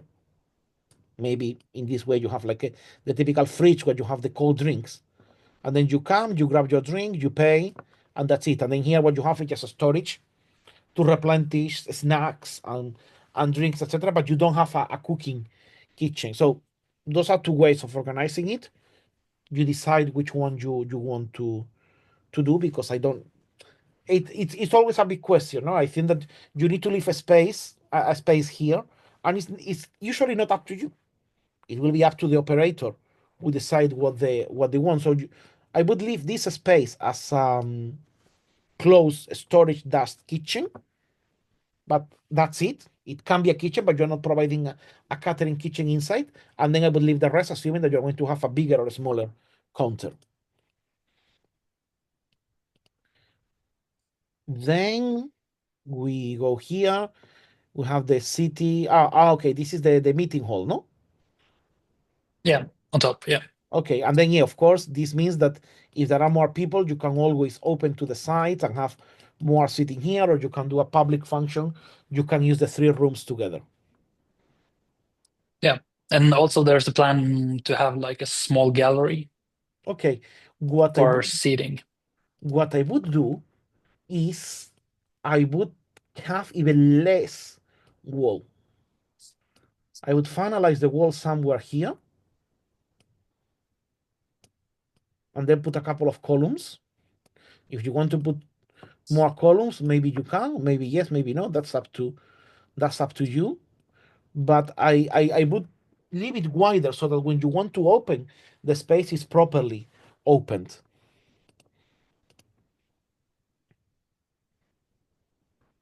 Because yeah, it's that thing of how are you going to to do it. But it's quite interesting. But I would say that yeah, let's, if it's going to be open, let's open it.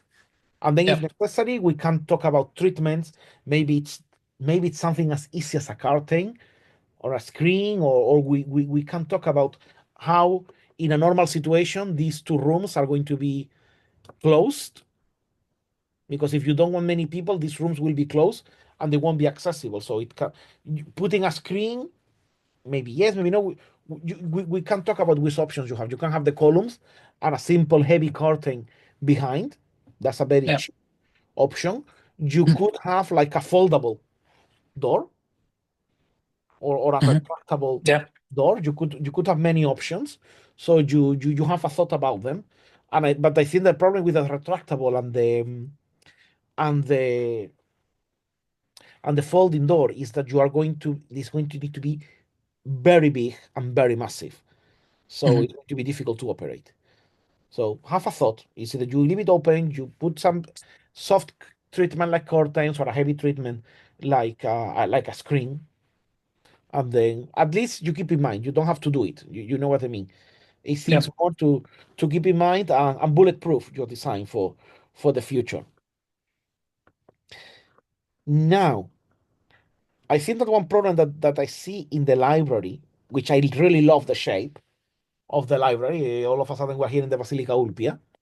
Um, Mhm. I as an exercise, and I think that maybe Branko might like. Why don't you try to do the atrium as the Basilica of Fanum, Of the of Vitruvius? basilic. Fanum, Vitruvius Fanum,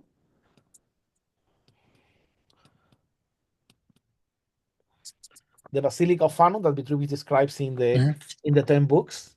It can be fun. It's not very difficult. If you check Perrault's Vitruvius,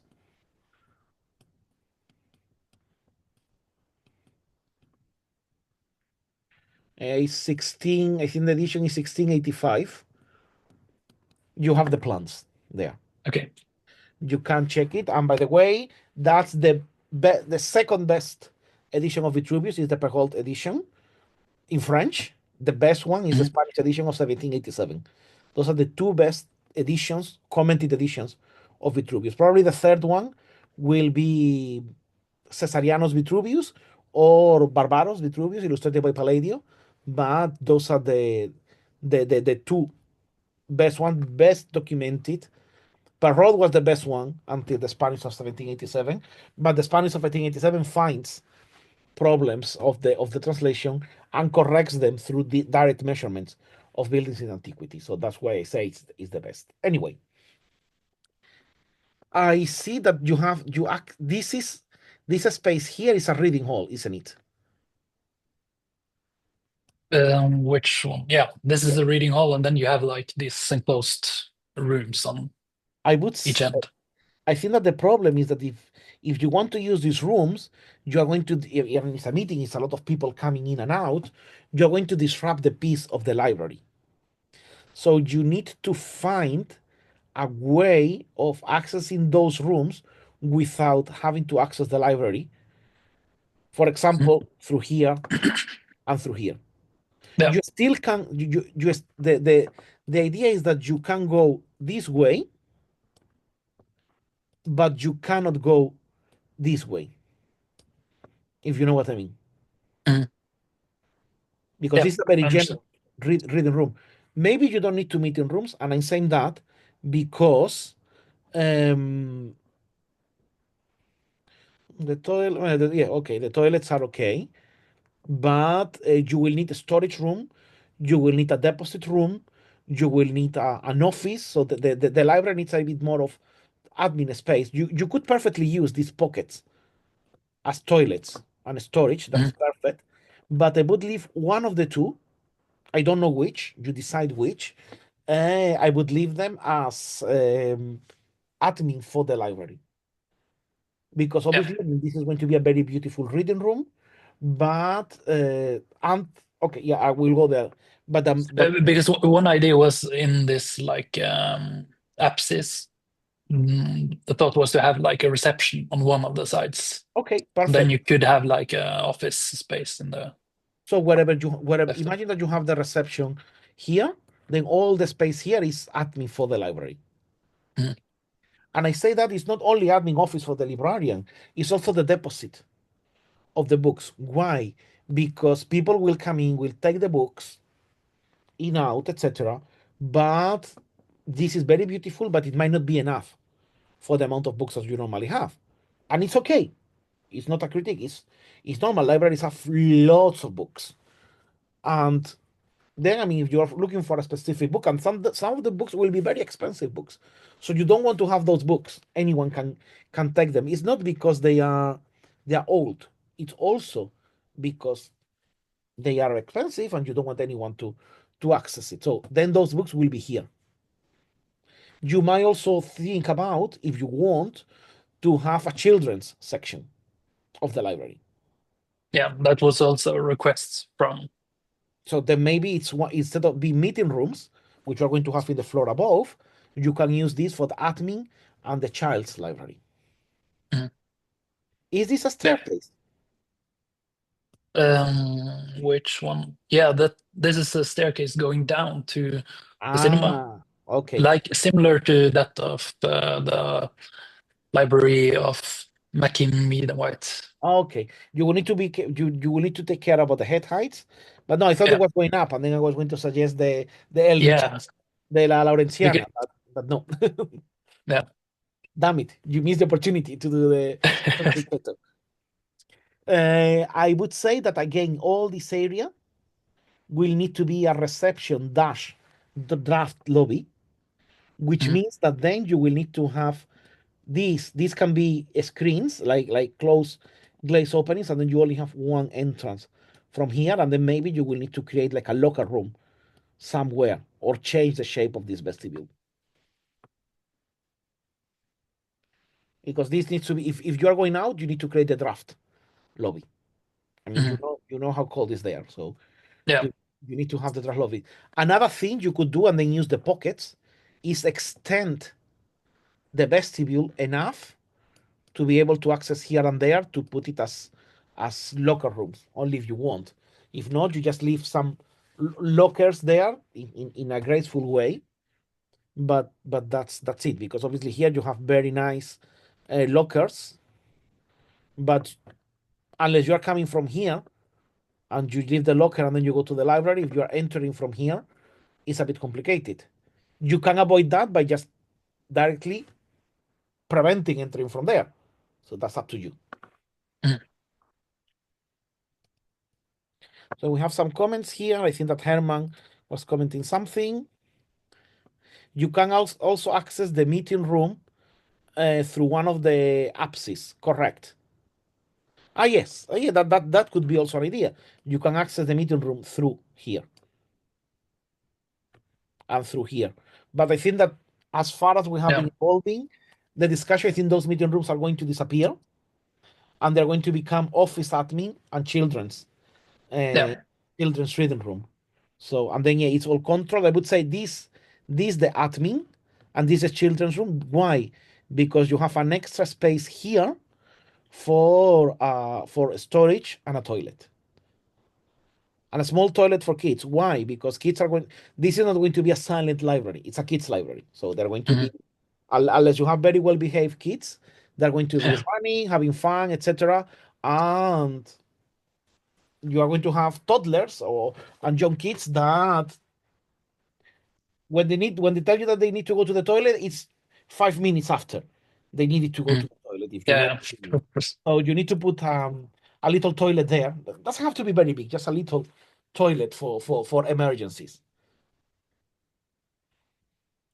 So, and I think that yeah, I mean, and yeah, and I would say, and again, what we were saying before about the library, about the meeting room, I would apply also for the cafe.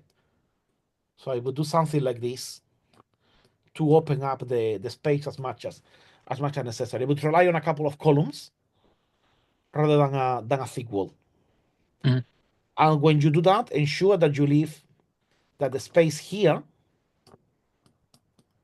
this space is at least 1.2, ideally 1.5.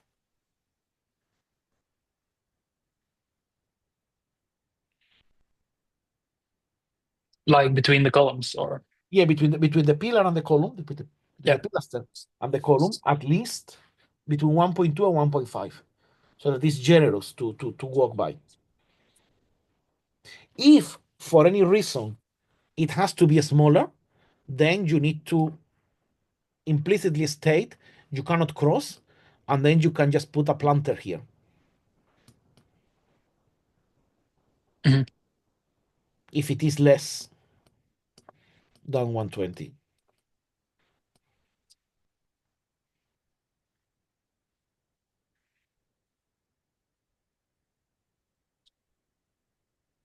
But yeah, let's go to the first floor. So, Okay, I mean, so so in the first floor, we have our lifts here, which is perfect because then this space will become the utility room. That's perfect. I would keep an utility room here, and your stairs you leave here. Not through this secondary one, you leave again through the main ambulatory.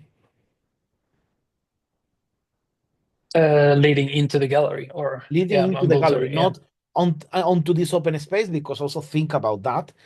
You are leading to a toilet. Mhm.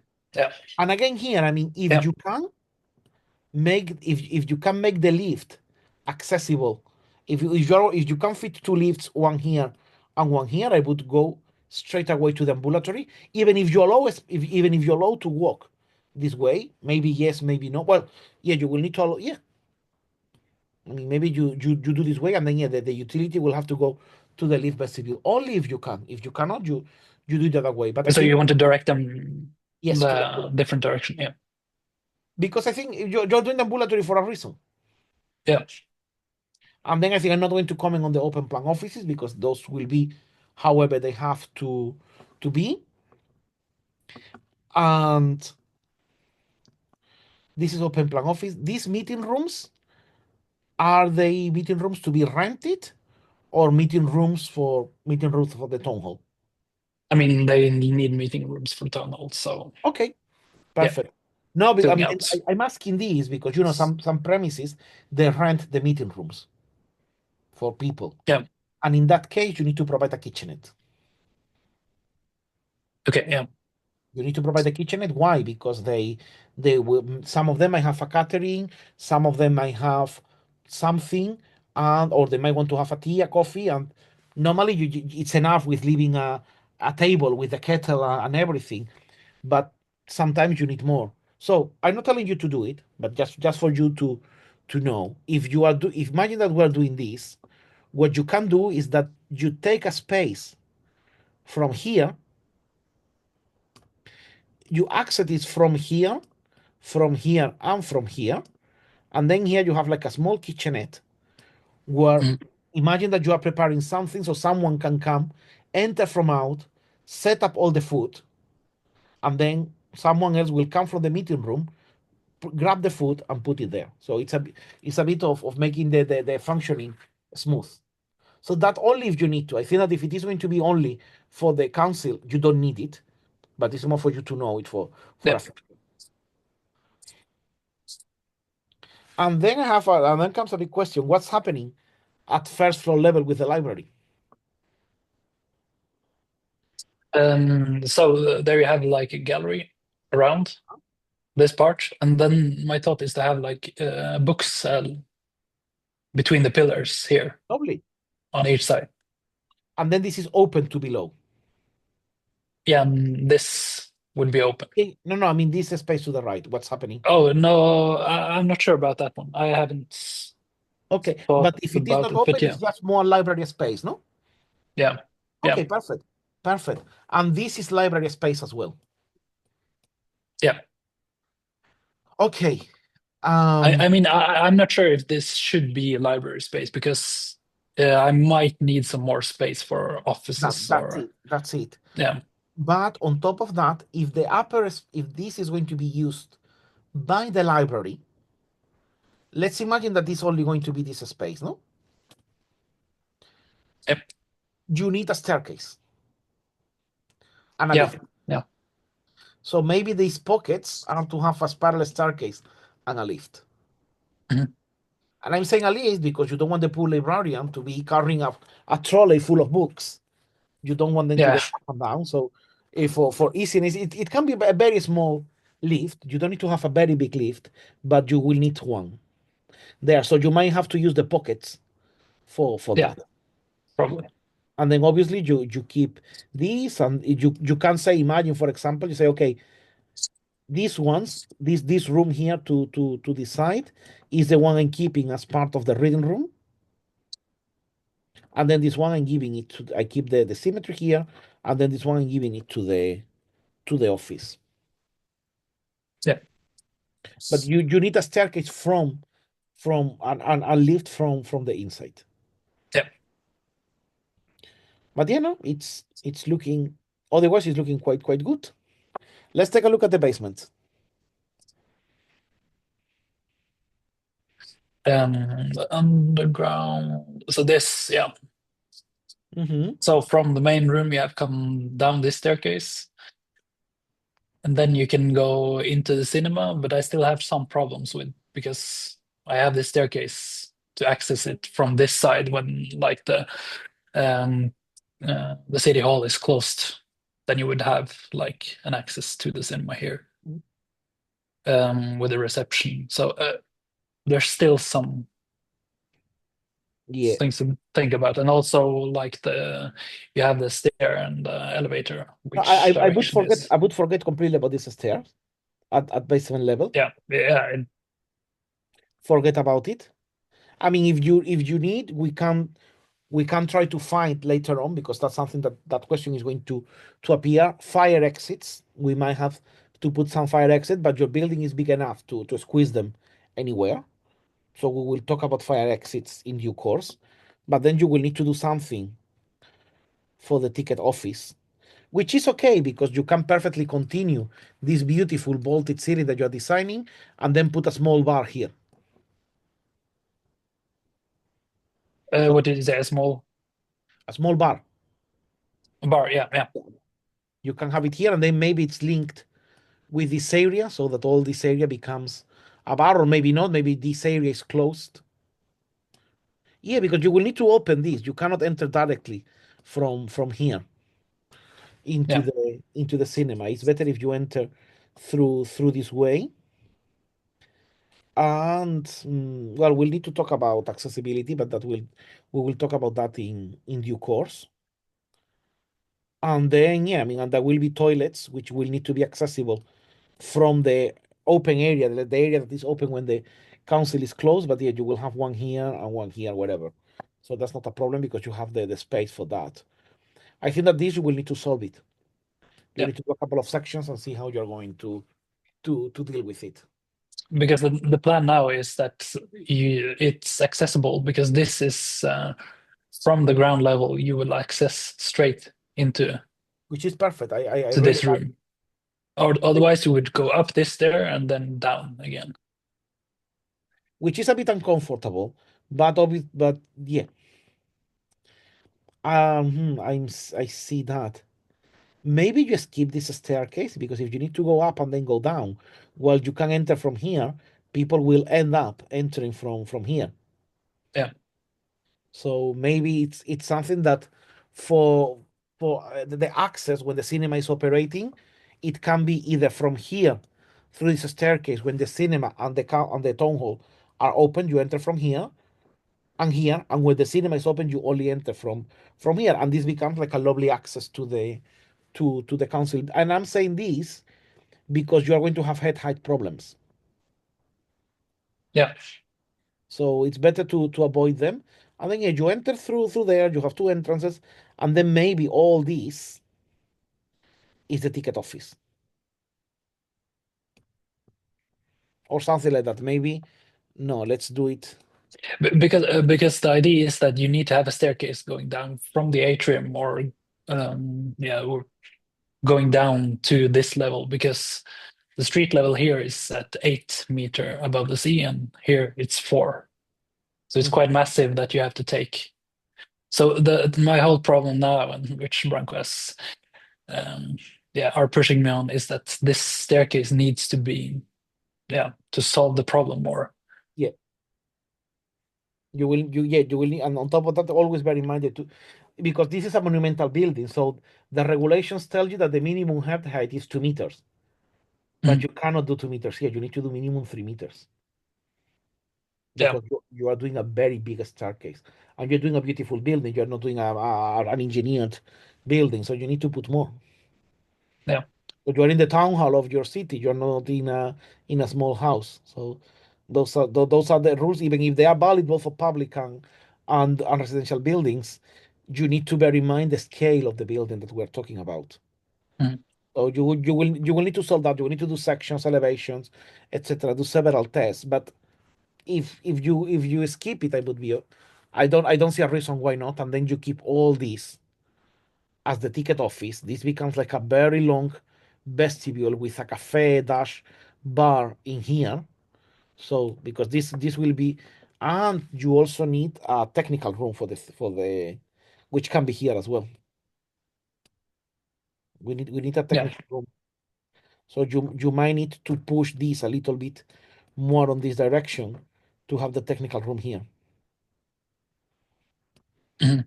You need a technical room for Yeah, in the backside of the yeah. cinema. Yeah. I mean, and yeah, I mean, this is generous because this is going to be, I mean, not now, but the moment you convert this into a proper cinema, this is going to become half a meter shorter, Mhm. minimum, because you're going to have to add the speakers, the insulation, etc. So the room is going to be much smaller. But by now, your choice as it is, but bear Yeah. in mind that because it will get smaller once you put all the acoustic insulation. It's a big cinema, 25 centimeter of insulation might not be enough. So bear that in mind. But other than that, no, it's looking interesting and promising. Let's take a look at the elevations. So yeah, this is the front elevation. Okay, I like it. I mean, it's bold. It's bold because you have ups and down. Then obviously, I'm not going to comment on this because I know that this is work in progress. Yeah. But what's this? Because that's a bit strange. I don't know if it is work in progress or there is another intention or a placeholder. It's very strange Yeah, what's happening on there. it's a work in progress because first I had the pediments, which you can sort of see the Yeah. lines before I put this one on top. And I mean, the thought was to let this. You have this meeting room in the third floor that could have like this nice balcony Mhm. situation. Okay. So that was what I was working with. So you will need to work it a bit, to work it out a little bit better. It can be very interesting what you're doing because the moment you have removed because with the pediment it's an easy situation.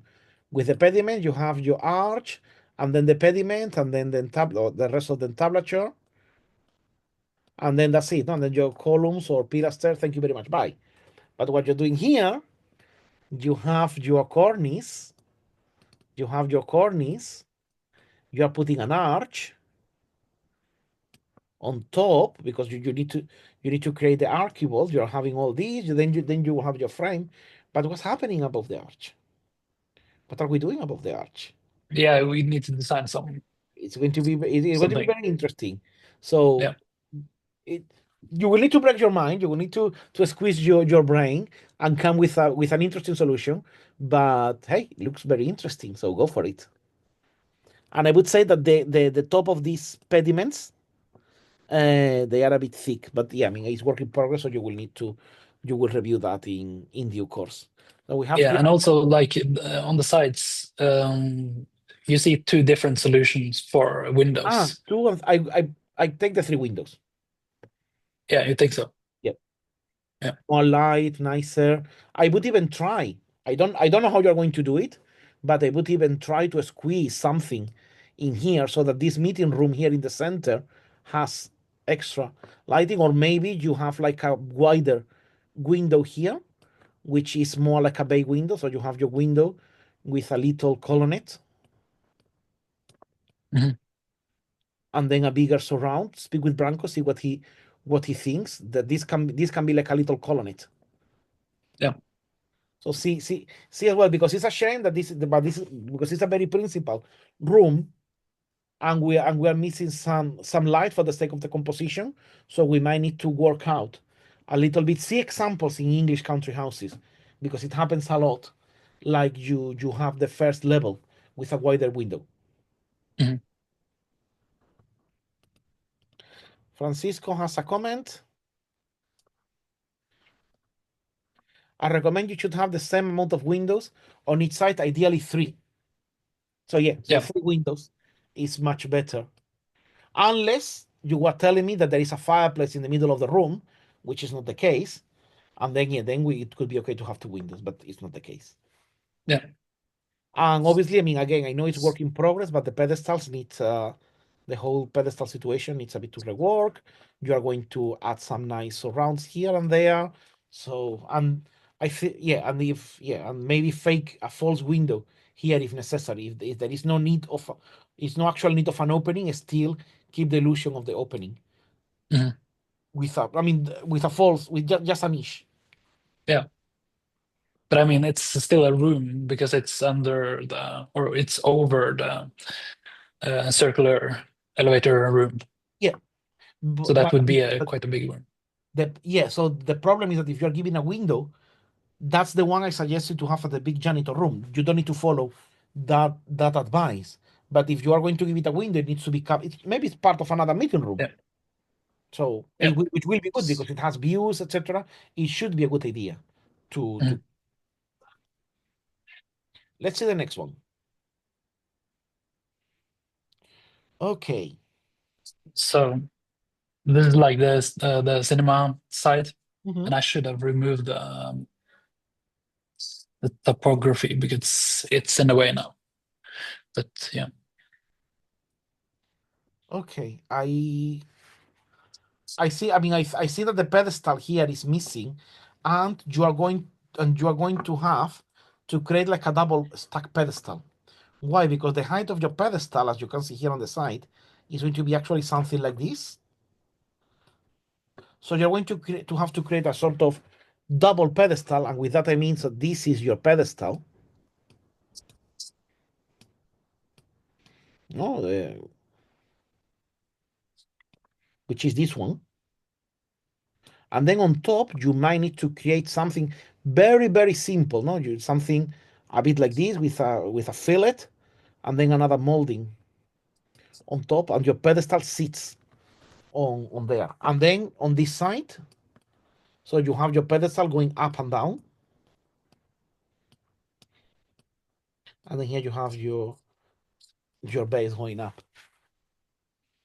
I'm thinking, let me just quickly check, but yeah, your reference, take a look at Baalbek, the temple in Baalbek. You might find some inspiration in there because it has sort of that double pediment.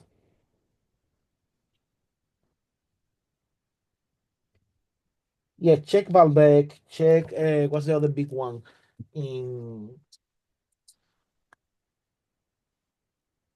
check Baalbek, check the pediment of the Temple of Venus and Rome as well. The Royal Palace in Madrid, Caserta. Check how the pedestal is inserted in there, in Versailles as well. Check all the pediment because you will need to have a mix. So maybe this is a smooth pediment, and then here you have a rusticated base. Yeah, that was Yeah, so you will need to. It's a pedestal over a pedestal. It's a redundancy, but you cannot have all of a sudden a pedestal that is as large as your column. yeah. And then obviously, I mean, you need more definition everywhere, but that's because it's work in progress. Yeah, and also the idea was to reduce details on the sides. Okay. But yeah, like I have some ornaments, but But reducing then, okay, it a bit. then maybe if you want to do that, I think we need to be you need to be more radical. If you want to get rid of ornaments, I would get rid of all these lines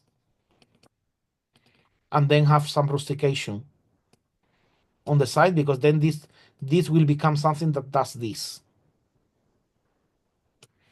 And that's it. If you're not going to put capitals and bases, omit completely, and it's just like a small recess Yeah, going. so you're just pulling it a little bit out, and then you have Correct. the, like, yeah, Well, then, rustication. and then in here, I would do the same. I would remove this line, but would keep this one for the sake of creating like a nice shade.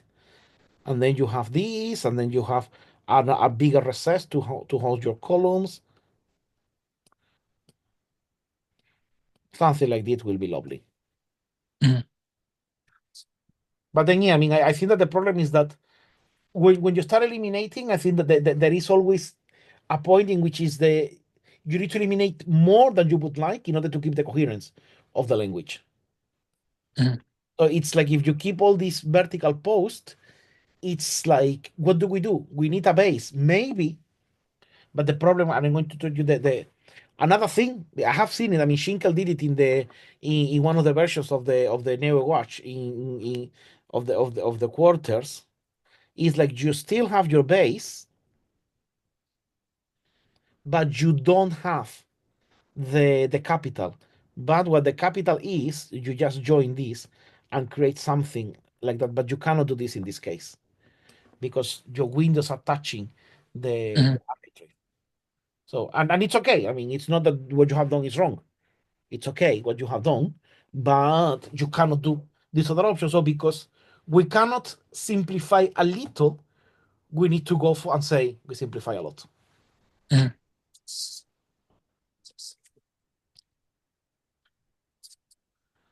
Do you have any other elevation or? Yeah, I mean, the elevation on this side is, yeah, the idea is the same. I Mhm. mean, this would be a little bit different, but still keeping the same Yeah, the same idea. columns and, yeah, IDs, and also with some. Why did you want to go for the Doric order? Um, I'm not sure. The Doric order is quite complex because of the triglyphs. Yeah, but it's a bit too rough for a Yeah, library. maybe change it up. I don't know. I don't know. I mean, on one side it's good for a municipal building, but on the other side, the Ionic. I mean, the Corinthian would be too much. But I always find that the Ionic is the perfect order for a library. Yeah, I Um, might change it up. I mean, it shouldn't be too rigid on this side. yeah, I mean, you could. I mean, the thing is that that's going to drive you crazy, and Branco as well. You could have different orders. On one side, you could Yeah. have the entrance to the building could be Doric, then the sides could be Ionic, but that's going to create a mess, and you will have to engage the cornice somehow, and it's going to drive you Mhm. crazy. So Yeah. you could, but not recommended. Yeah.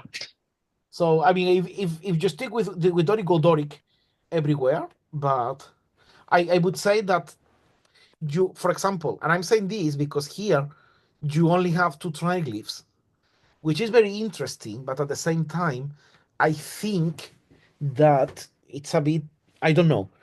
It's that you need to put like a limit to Mhm. that. So I don't know if you should create like a recess going up here and here, and then have another triglyph here, and then maybe here you leave. But if you have the if you have the yeah, and you write bibliothèque here. Why? Because you need to ensure that people are going to be able to see this, and this cartouche isn't going to be blocked by the cornice, Mhm. meaning that you might have to lift it up. So you need to ensure that you might need to lift the cartouche a little bit up so that you can see that the cornice is not blocking it you. Well, if you have it in the freeze, you will always see it. Yeah. So let's see. We have more questions here. Okay, the name of the temple of the pedestal we have Baalbek. We said Caserta. We said the Royal Palace in Madrid, Versailles.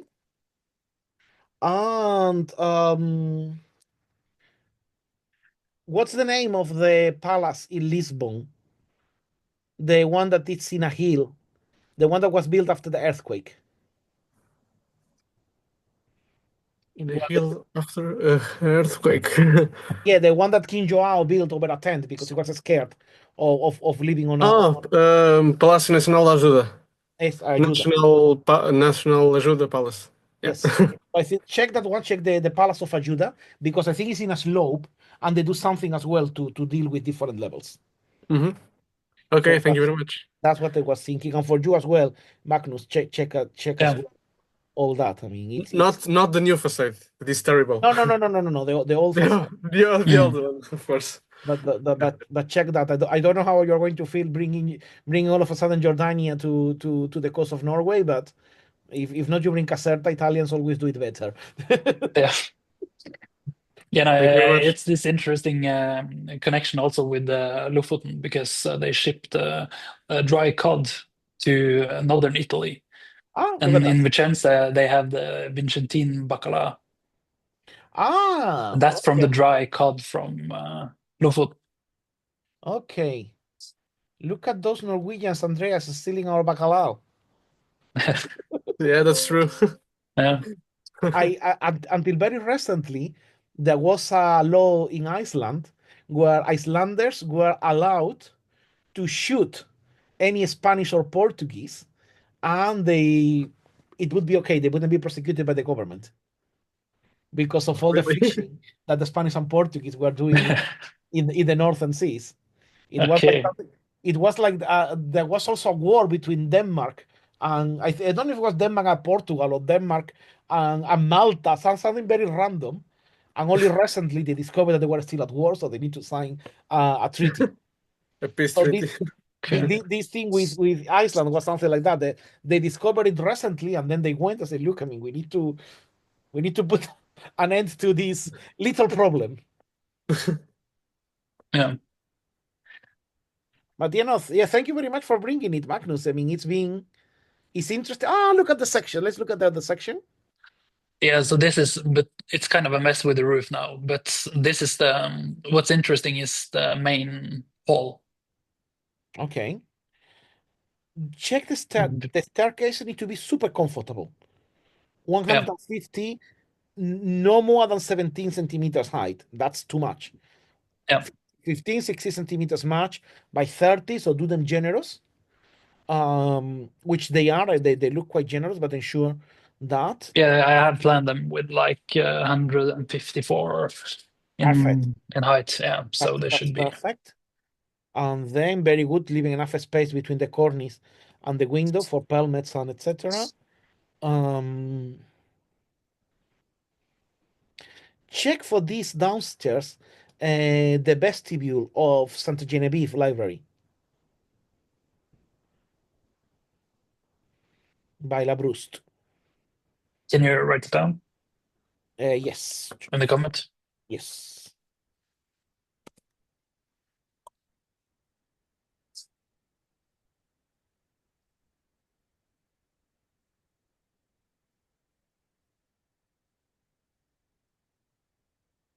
Yeah, Herman is suggesting some square-based dome on that hall. Yeah, something. I think that in this one, which is the atrium for the basilica, I think if you want to try the fanum, you will get here an Egyptian hall, as Palladio describes. So this is a proper Egyptian hall, or like you have in London banqueting hall, something like that. But in this one, yeah, you could get like a bit of a carved ceiling, slightly. So, sort of the sort of the shape of the ceiling would be something like this, like the basilica, the Vicentia, but with Yeah. glass. So that again, you will need to do your little bit of research to see how you want to go with this ceiling. But this has to be, and it's okay. I mean, and something that you can do is that you can always have one shape for your roof here in beautiful metal and glass, etc. And then above you have your two sloped roof. Why? Because this car roof is very delicate. It's going to be breaking. The day it's hailing is going to break. If it is too much snow, it's going to break. If it is too hot, it's going to break. So normally you have like a sloped roof with your skylight, and then you have a shaped roof with your laylight. Okay. And then if you want to get extra light, you mirror all the walls. So you have your external structure in glass, and then you have your internal structure in glass. And then obviously there will need to be some support. This glass won't be transparent, it will be translucent. You can create like a very beautiful stained glass, but that's the thing. If not, if you want to get, yeah, Because what I have done now is this is actually like a cluster vault cloister bolt. because it lands on this square Yes, yeah. atrium room It or will be so. something like this. No, it's a cloister bolt. Will be something like this. No, assuming that. Yeah, like the dome. So Yeah, it's meeting at the same yeah. So your point. Yeah. section will be something like this. Mhm. Okay, Yeah. but then again, I mean, this cloister bolt doesn't have to be structural. You can have another one on top, which is a structural one. Mhm. Yeah. This will be cheaper to do, because then you can go as delicate as you want with this one and as engineer as you want with the upper one. Mhm. Then that way this maximizes the aesthetic effect Yeah. down, and maximizes the cost saving and efficiency above. Besides, it's something that as you won't see, it can go as engineer as necessary. Mhm. Meaning that if you need to have a square sections and big panes of glass, you can have it, and then here have a very beautiful glass pattern.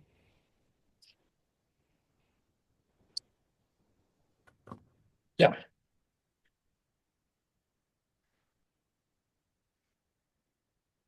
But it looks promising, and then yeah, we have the library here. I would say, yeah, I mean, and then obviously for the library, check the Basilica Ulpia, the all. I mean, the Ephesus library is going to be a bit too much, but I would say the Basilica Ulpia, the Basilica of Fanum, the Egyptian Hall by Palladio. It's another one. Yeah, I think it was the Egyptian Hall.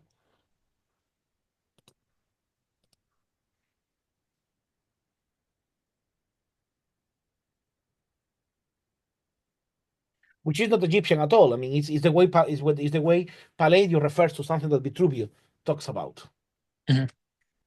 and he said that that's the Egyptian way, but it's basically banqueting hall. Banqueting hall. I mean, the building called Banqueting Hall in London, which is the closest thing that we have to an actual Egyptian hall, actually Mhm. built.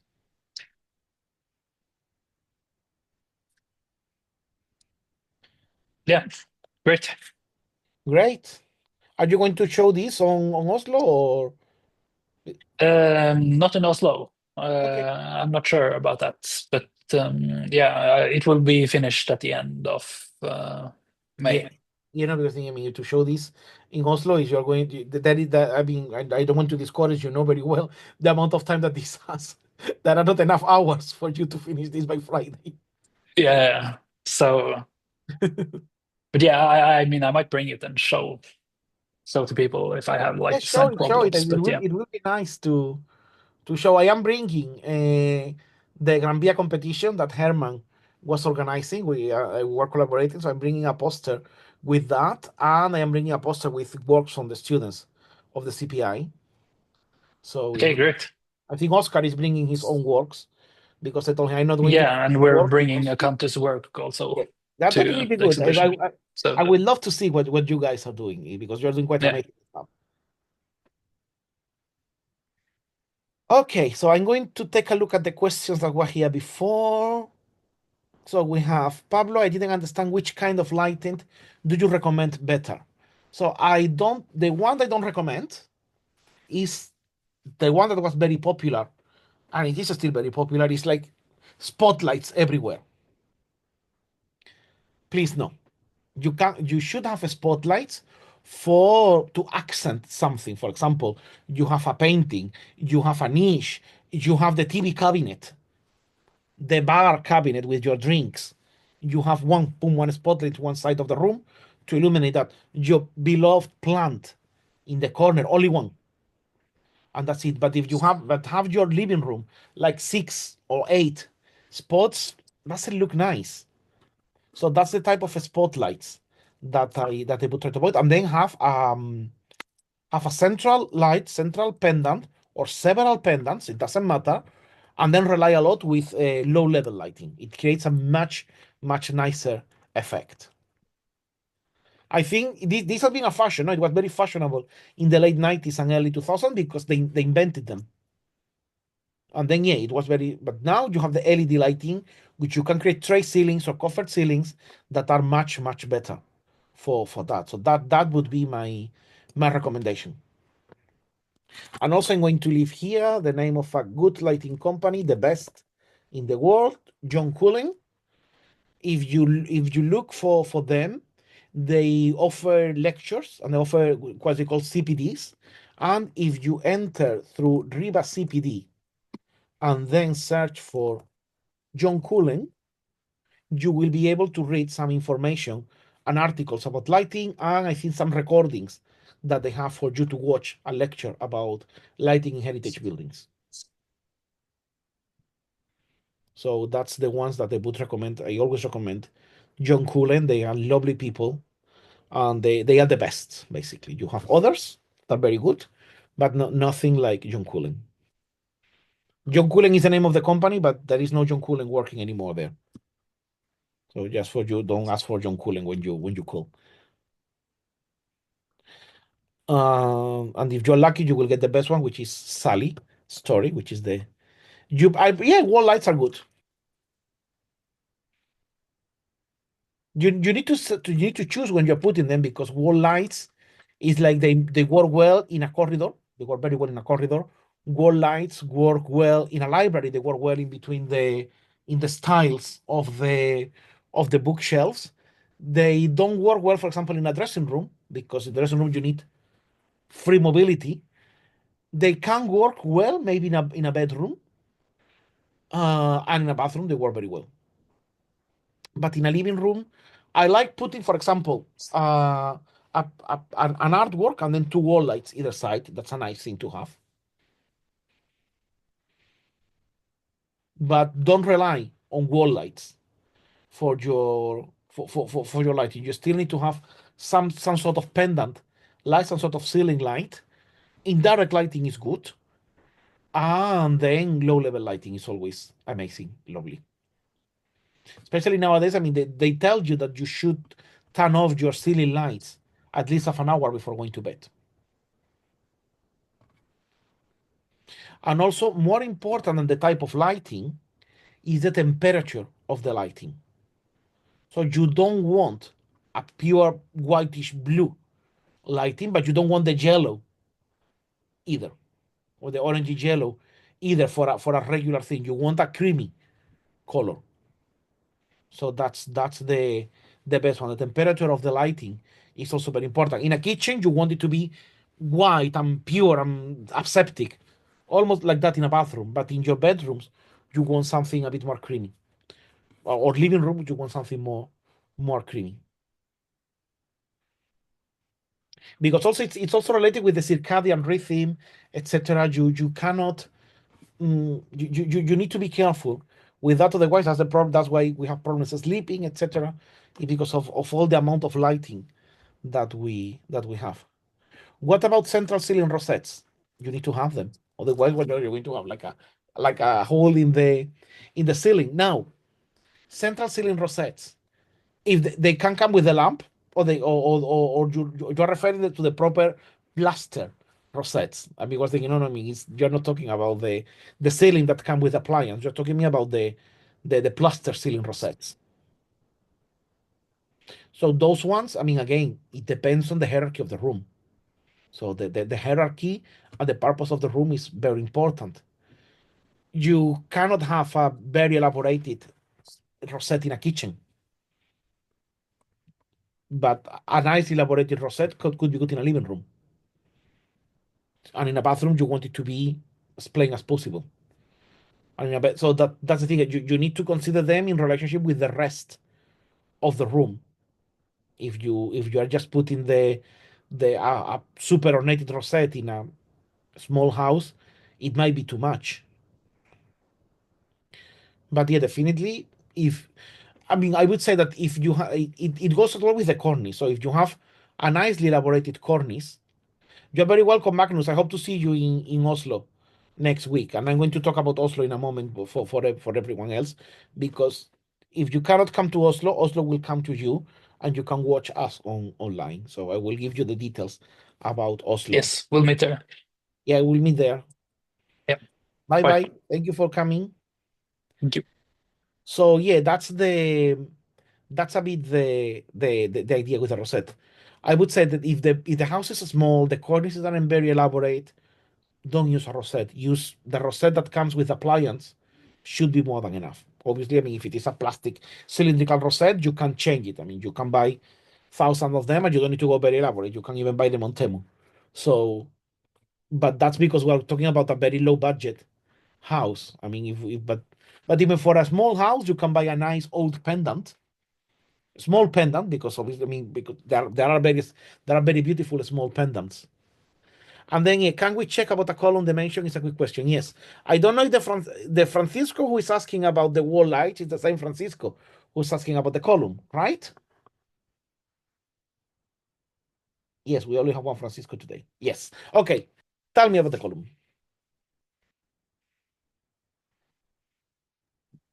Okay, thank you, Fabi. I'm Okay. sorry. Okay. So I'm gonna share o sea, the question is about how to place uh, the how to, the ele- no the modules, yeah, of Viñola Mm-hmm. in a specific yeah, dimension of the facade. So Okay. That's very I'm interesting. gonna share the facade. This is the facade of the project. I think I guess you Yes. Oh, remember. wow. Wow. Wow. Yeah. Yeah. Yeah. Here you go. It's looking good. Okay, For so everyone who hasn't been here, Francisco is working on a wonderful building in Bogota, which is looking like this, and it's actually going to be built like that. So he's doing an amazing work. yeah, exactly. Thank you. So I have found this really amazing capitals, yeah, that are ionic, but okay, let me see if I can show them. And are you seeing them? No, I can't. I No. still am seeing the elevation. No. Okay, wait. Yeah. Ooh. So I wanted to place them, but then I find you have to like complete the rest of the Yeah. pilaster. Actually, it's not a column; it's a pilaster. Mhm. So I have another options. I think this one was like the one I kind of like it more for the project. I have a more uh standard capital. This one also, And it's slightly but smaller. excuse me, Paul. What did you It's a say? smaller. It's a bit smaller. But all Yeah. all these capitals that you're showing me, it's like you need more than one. Do you have like several of them, or how are you going to do them? Oh no, yeah, yeah.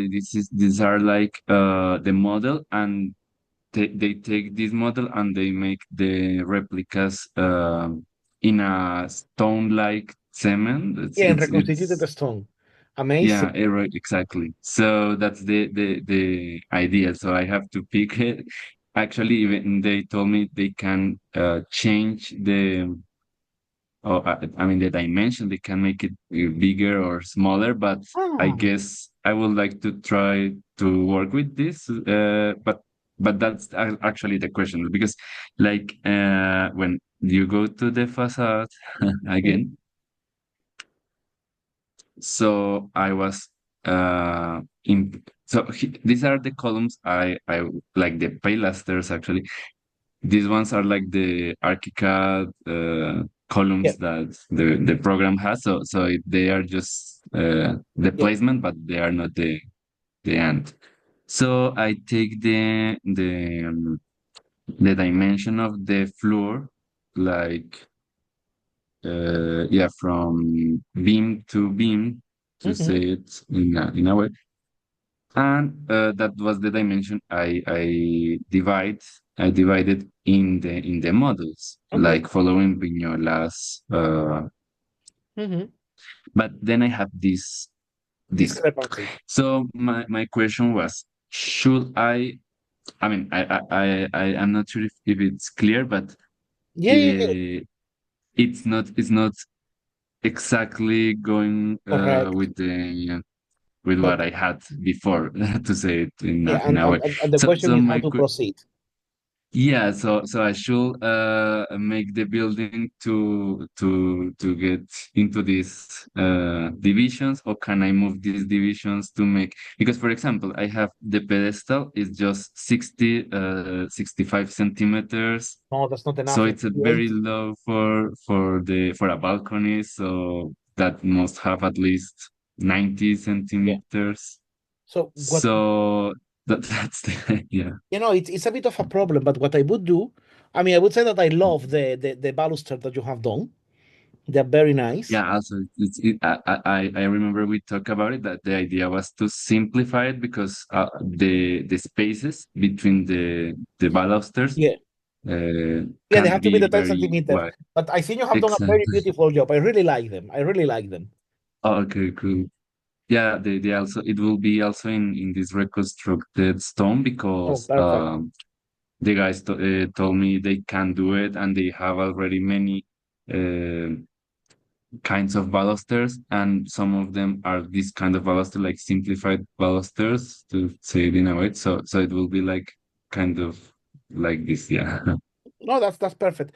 What I would say is that you are almost there because Yeah, you're exactly. almost there. So I think that we need to be flexible. Okay. We have some given heights. I would say that this has enough entity to to have the to be on its own, and then you can create a column that has this height. So only this, and that ionic will you have to divide it into 9 parts. So you divide this into 9, and then this will give you the module. And because they're going to make the capitals bespoke for you, you will Mhm. need to redo a little to tell them, okay, I want the diameter to be this, and then they will reduce it for you. But the Yeah, good, remember, it's going to be a pilaster, not a column, yeah, right? yeah, yeah. You It doesn't also need to matter. think where are you going to place the pilaster? I mean, if you have the wall, is the pilaster going to be placed like this, or is the pilaster going to be placed like this? Uh, what like in a corner? That's, Yes, I mean, okay, the okay, thing is yeah. that I don't know how this works in plan, because if the thing Yeah, that yeah, I yeah. understand that you will have your window this, Mm-hmm. then we have the pilaster. I mean, we will need to have a little bit portion of a wall Mm-hmm.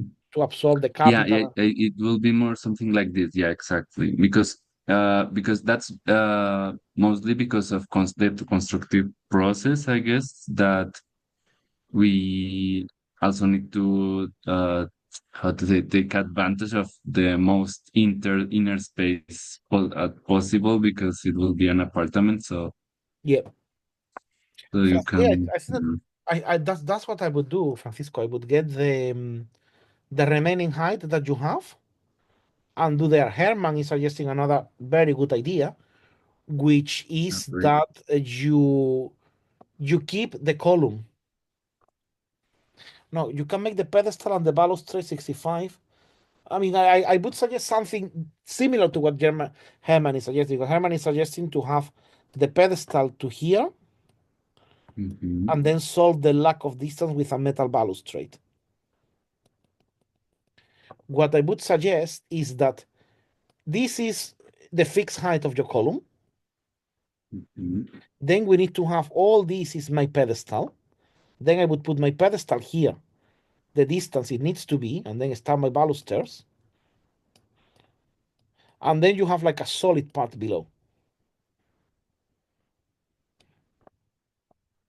So then your pedestal will, that's another way of doing it. So if we want to be fully accurate with the height of the order, we fix this distance. This is the distance we want to fix, not the overall distance, just this one, and then we work out the rest depending on that. So the cornice will change slightly.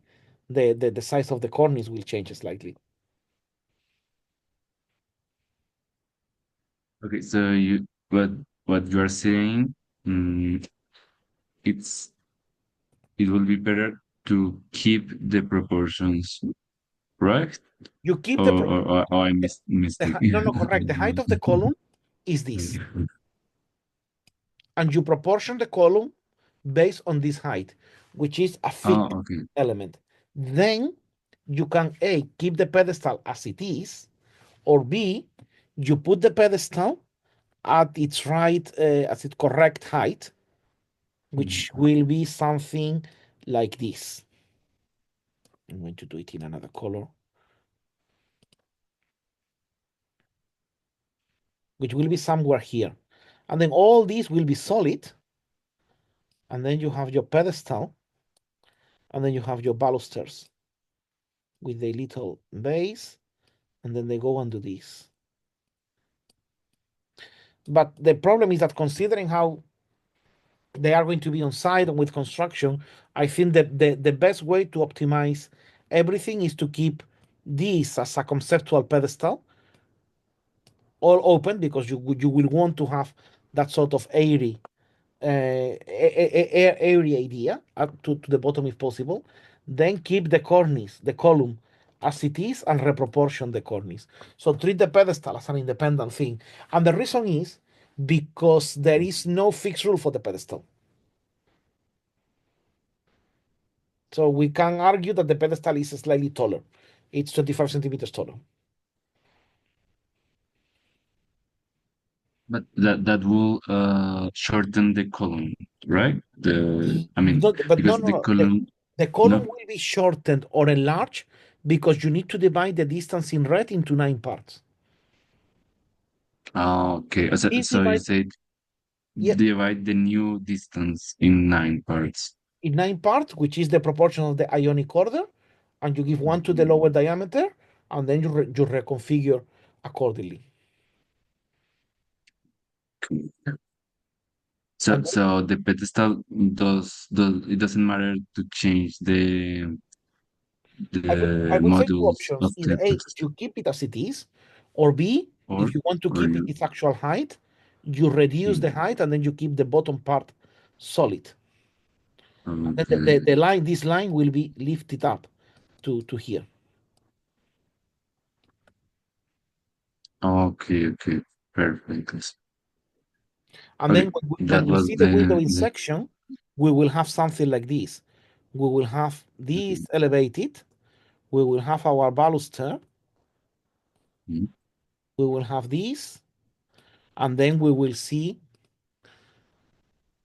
and then on top of here, we will start seeing all the base for the column, the abacus, and then we will see the capital on the side. No. And then on top, the cornice will continue. You need to ensure on section how, because there might be a setback from the wall to absorb the entasis. So you need to be careful on how much everything is going to project. Oh No, yeah, that's sorry. right. There is no entasis. There is no entasis because the pilaster doesn't have entasis.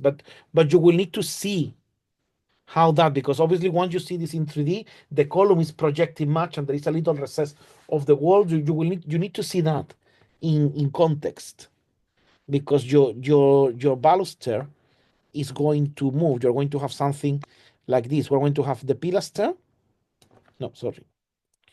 We're going to have a little portion on wall. You are going to have this and this, and then because your base is going to finish here and here, and then you will have your baluster. Mm. And then, I mean, obviously, there is going to be that's what I mean. You need to see how this is going to be working on on elevation and section as well to ensure that the pilaster is going to sit correctly, because you don't want it to float. So maybe it's going to be we're going to have a situation like this, no, in which we have this, and then the baluster continues this way. I don't know exactly how it's going to be, but you need to be careful Mm. on that.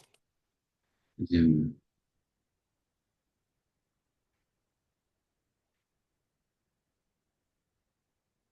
But then, I mean, obviously, I mean, it's part of the refinement. Once you know the exact size of your pilaster, you'll see. But you need to see that in how all that's engaging in 3D, because this is going to project. There is going to be a couple of lines here, meaning that all this is projecting a little bit more, and then either there is a recess or this is Mm. projecting and needs to be supported by corbels. By what? What? The corbels. But, If this is projecting a little bit, you might need to have some corbels here.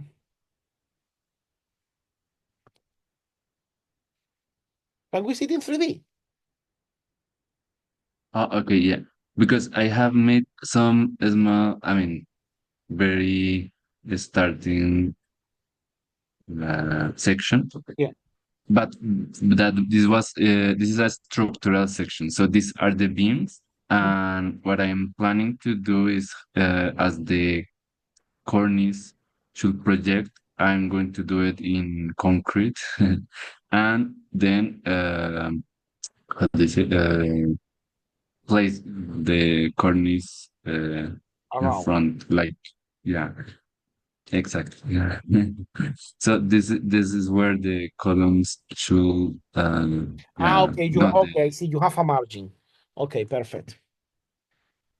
yeah, You have yeah, but then I have to, yeah, to notice what you're saying, that the column doesn't get like, uh, yeah, too separate from correct. from the You need column. to check all that and then see. I mean, it's a matter of checking, so it's not a mystery. You will need to draw it carefully and you will need to check it, but it's not a mystery. Okay, perfect. So also I am I would say that thinking, you are 95% there. It's just a matter of adjustment. yeah, yeah, that was the doubt, because I wasn't sure I should like keep the proportion exactly, or can I organize it. So this is the 3D. Let me show you.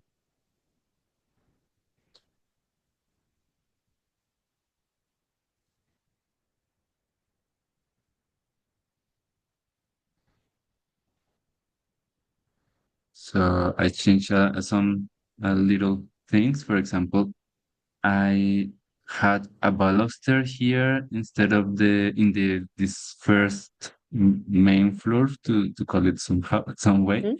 And I changed it to railing or iron. I don't know.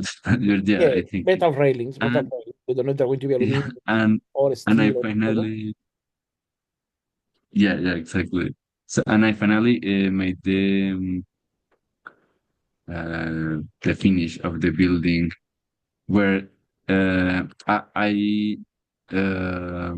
have to check the norms, and the all this last floor of the building must be common area. It can be private area. So I have to place, for example, this column don't go here. But for example, yeah, like a gymnasium or Yeah. lounge area, and I'm thinking if keeping these views, como mirador, view center, I don't, but like or to open it up, like it just to be a terrace that because it can be private. Like I think in the last session we had, we thought about it being a private area of of this penthouse Of the flat apartment. below, yes, that's what we were discussing. Yeah, because it will be like it's the like the best point of the building, like Yeah. that's where you have the best view. But they told me by law it can be private, mostly common area. Then So I was thinking, yeah, I would leave it open. I would create it like a sort. If you, I mean, let's see. Let's. If you can have columns here, if they allow you to have instead of the wall to have like a colonnade around, I would leave it as a okay. belvedere with columns. If not, I will leave it as it is. Mhm. Okay, no, because that will be a kind of a interesting idea. I don't know how that will work with the other columns down below, like here. Like these See that ones the are problem is that because pilasters, you are right? putting ionic columns there, the one Hmm. that you need to put on top need to be ionic or Corinthian. Yeah, exactly. But I mean, could you have all that in metal? Okay, I haven't thought about it, but it will be interesting because I have been in a really interesting I don't know how to say that in English, but like una fundidora and they work with all the traditional iron work. So then they were like super happy to participate in the project. They say they will do all the railing, but it will be interesting, some kind of yeah, I'm like thinking on maybe that. I kind mean, of a open cupola or yeah, yeah, something. make it lighter, which will be cheaper. Make it lighter in cast iron, and then you can plant around, and it can be covered with ivy or with something. It will be very nice. Okay, okay. No, it's perfect, perfect idea. I think it will be like kind of a garden, open garden or Like an open something. garden. The problem is that I still think that it should be given to the flat below. But if it has to be made Yeah, open, let's make it beautiful. Let's make it a nice belvedere so that you can go there, have a drink, etc. there, or do your morning yoga, whatever you want to do. totally. Yeah, no, I completely agree. As I have a doubt of these final como remates I create for the building. I this one I think it's aligned with this Yeah. last window of the building. Hmm. But in the other side, as I have three windows or three main windows in the center of the facade, I try to replicate that in this last floor of this finished floor. But this, for example, these two windows, I feel they don't completely align, No. and that feels kind of weird. And Can you my enlarge the building? No, no. no, because like this last building, last floor can only be occupied in a certain how do you say percentage of the area. You can completely occupy it yeah like Yeah. totally. So What if mhm. we keep these two ones Yeah, here yeah, and those ones are like a line that I try to at least yeah. to But what I am thinking is that maybe we do it this way. I don't know if you will because there will be probably some pillars going on. Could you do try no, something? this, I mean, the idea is this floor has its own structure somehow because like it's the last floor, so I can move pillars and I can, for example, do yeah, like widen So the maybe windows. what you have, I'm going to try to do it another way.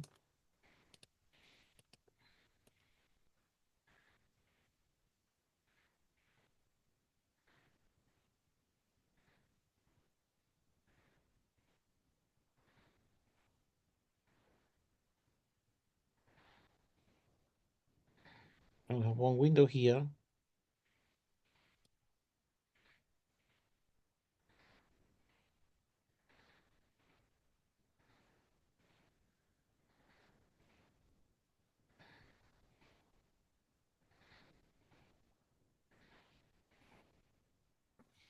And then what we do is that you have one, oops, you have one here. I don't know how it's going to look. You will need to draw it formally and see how it looks because it's odd. And then have, let's say 5 in here.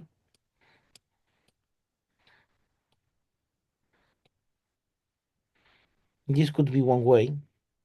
Yeah, okay. This could be one idea. Yeah, it's kind of weird the little window, right? Like Yeah. it's like, but I or maybe that window like make it two windows or two. No, yeah, but like I think it will be something like that. Or maybe let me just try to.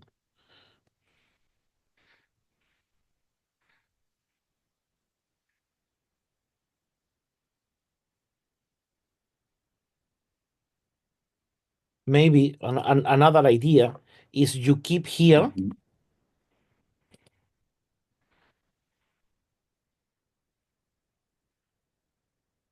a sort of very thin colonnade. Can be a column if you want. Okay.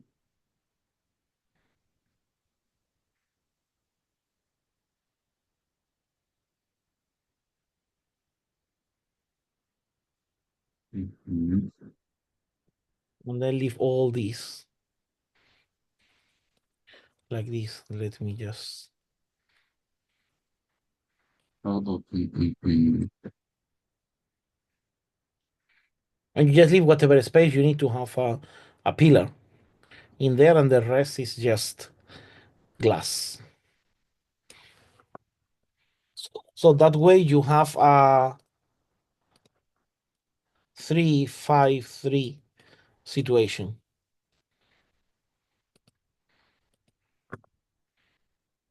Okay. 353, yeah. Yeah, 3 And opening. and Yeah, hmm. No, like I was thinking uh the in between to make it a column, or do you yeah, think yeah, it yeah. will? The in between is a column. It can be Okay. flat, or you can make it like a nice colonnade, Hmm. which can be metal to match the metal columns that you're going to put there. Yeah. Also because I wasn't sure about this termination, this finish of Me the neither. I don't. I mean, it looks too much like like a a Twix castle. capsules. Yeah, I like a kind of a yeah, no. I would remove them, but if you want, you can have something nice only in the corners. Okay, yeah. Well, Maybe some makes sense. acroterium. Maybe you have something. Mhm. The acroterium, Totally. like the palmette acroterium that is. Yeah, yeah, totally. So maybe, or maybe something just decorative. No, it's just a corner like that. Mm-hmm.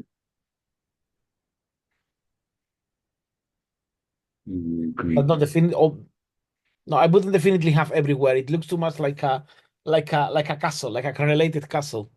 Yeah, yeah, totally. No, yeah, I was planning, yeah, on because somehow it is like how to say this, the pedestal but of the floor, right? Like, I mean, you should actually have the complete the like the initials of the pedestal. So Yeah, but you don't need to have the full pedestal on top of the attic. it's exactly the attic, exactly that's what but no, yeah, I think it will be better to make the finish with some ornamental detail, to Yeah, say it um, somehow. you could even think about having like a pinnacle. It might be a bit too much, but you could even have like a nice pinnacle Oh, okay, yeah, that will or look. or, or an urn. No, you could have a nice urn. Yeah, yeah, because actually recently I find a really pretty urn. And then the urn can have like some vegetation coming. Yeah, because I wanted to place an urn, but like in these places, like here and the corner of the building, like here. Here will be good because obviously the person who will have the terrace will use the Exactly. planter. Exactly. That was literally the idea. Like you can use it like a pot, like a, yeah, like for a plant. And Perfect. maybe in the upper floor, it could be like, yeah, the obelisk. I don't know. I don't remember what Yeah, the word Peter you used. Cohen, maybe yes, maybe no. You just think about it. Yeah. No, I think I have to try it, like try it on and change it and try the other one. Yeah. And I'm going to think about the corner, the what you said in metal or something like that. It could be very And I interesting. would say even, I mean, obviously metal, they might come out, it's very expensive, very expensive. Maybe a timber pergola. Yeah, As- but like as- timber isn't like more expensive like if it's complex, I mean, because it's circular and you have That's these the funny shapes. thing. That's the funny thing. In metal, it will be cheaper, but the Yeah, QS, I guess. the financiera can come and tell you, no, it's very expensive. So bring the prices Okay. and compare them. Yeah, totally. No, I have to check the prices, but still, this will like this is a whole construction, like it's a whole room. Instead, the other thing is Yeah, just I like think an it's going to be element, cheaper so it could be cheaper somehow, I guess. and easier to maintain because also think about Yeah. that. You're having this as a room and you need to leave the building, cross the terrace, and enter into this room. So it's a bit of uncomfortable. Well, if you leave it as an open gazebo, it looks much nicer. Yeah, totally. No, yeah, I totally agree. So yeah, okay. So this is the what I am right now. So I hope I can show you more like so mostly because of the interior because that's another story. But I can show you later.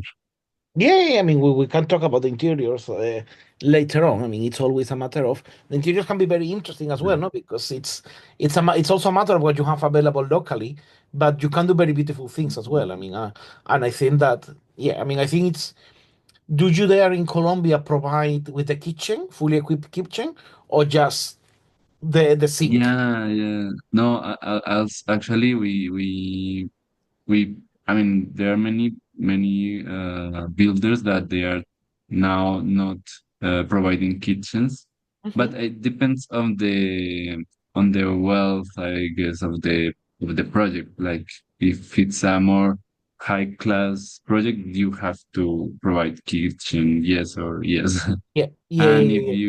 you are like working for social, you sometimes cannot or provide just a limited thing or something.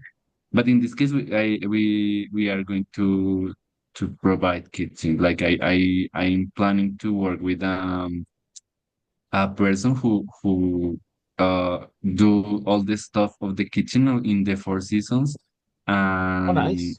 they wanted to collaborate. So that will be like the idea, like design with some professionals, and you Yeah, have yeah, all yeah. this. That's the idea. Yeah, And especially if you say no, it's a chef from the five season has designed the kitchen. It's that's good. It's the sort of appealing thing. yeah, Um, exactly. yeah, I mean, and then I mean, you always have 10 million models of kitchens, and some people love the so-called German kitchen, which is like modern kitchen, or some people love more the traditional kitchen. The more I'm going to put here for you to take a look at playing in Yeah, please. which is the star company for typical country kitchens or even urban kitchens with an old flair. And another one is a small bone, which is much more elevated. I personally prefer plain English, small bone is a bit too much for my Okay. taste. But small bone is, and then you have La Cornuille for the ranges, and a kitchen designer that I love a lot is Ricardo Barcel. Okay, I'm gonna check It's a, them it's, out. he's kitchen designer, manufacturer, etc. So because what you don't want to happen is that they ended up designing your catering kitchen, no, all in metal and aseptic, etc. Yeah, that's very good for a catering kitchen, and that's very good for the kitchen in the Four Seasons. But you need to have a kitchen people like to cook in. Yeah, totally. Yeah, that's the idea. And also because the kitchens here are almost open, like all of Yes. them, it's like an open kitchen. So you're gonna watch like see it from the room, not exactly the room, but like the living room Yeah, yeah. and the yeah, The so kitchen is a piece of furniture. The kitchen that you're going to design is a exactly. statement in the house. It's not just a working space. Exactly. Yeah, and also another thing I wanted to consider, but it wasn't that easy because of contractors, was to, I mean, uh, place cornices or elements in plaster in the interior. Mhm. But yeah, like the builder, it says that's an extra cost, even if people love it, because many people precisely that like this kind of architecture, they love this. So, Yeah, but I don't know. I mean, maybe a cornice or something can be like a detail, you know? yeah. Mm. I think you should have cornices, at least in the main spaces. No, but Yeah, or definitely in the in the penthouse, living. in the top floor, that one should have Mhm. cornices. No, I mean I think that at least that one should be the boutique flat, and the other ones, yeah, if you and you can have different levels. No? You Totally. can have a very nice and elaborated cornice in the top floor, and then the others have a very small one. Yeah, But yeah, totally. I think that that will be up to the financiera. They will. I think Mhm. that they will realize that if they add a cornice, they can charge much more than not adding it, so that they can get the cost back. Yeah, or maybe I was thinking in maybe like like an extra, like a package. Like you want your apartment Oh to yeah, that's a have very this good idea. detail, you can pay it for it if you like, if you are really into it. Yeah, Because yeah, yeah. yeah, If you sometimes I buy can and then do. you can give them two options.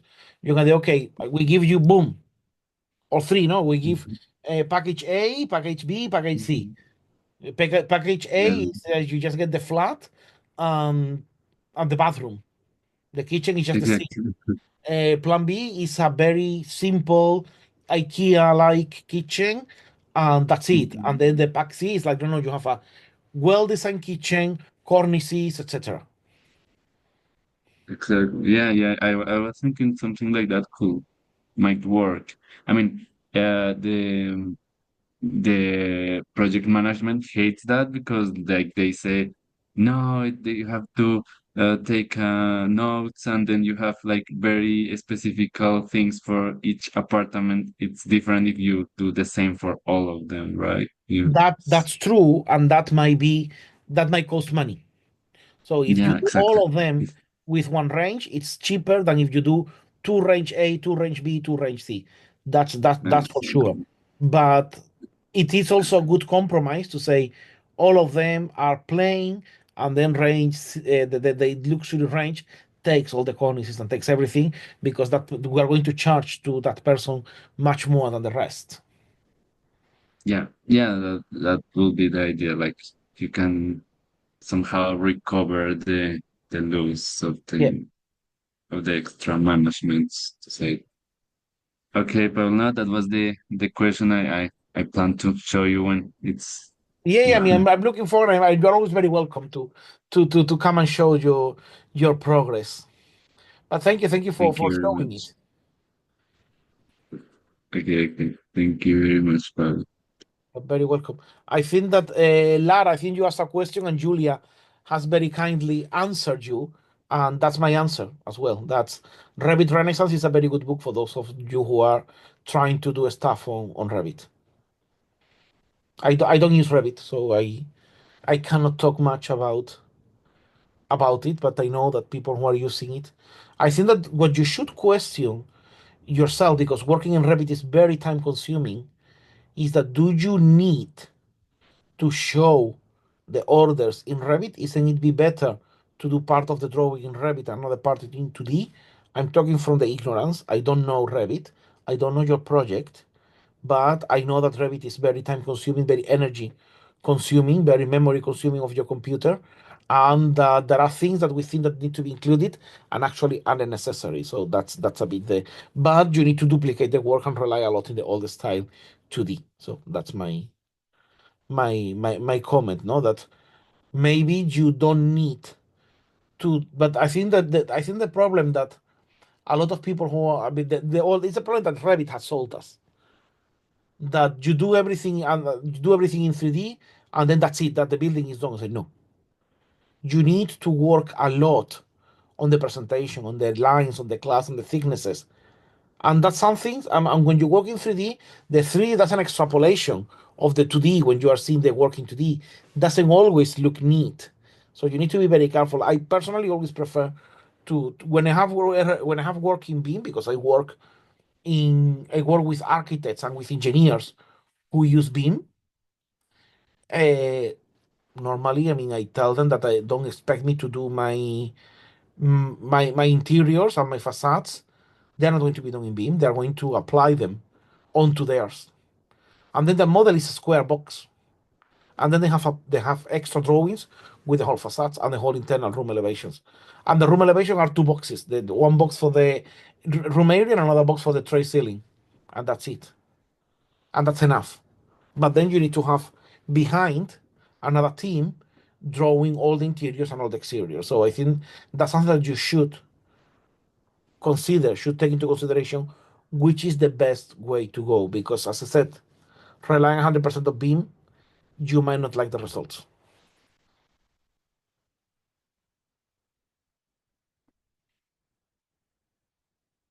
Any more questions or comments?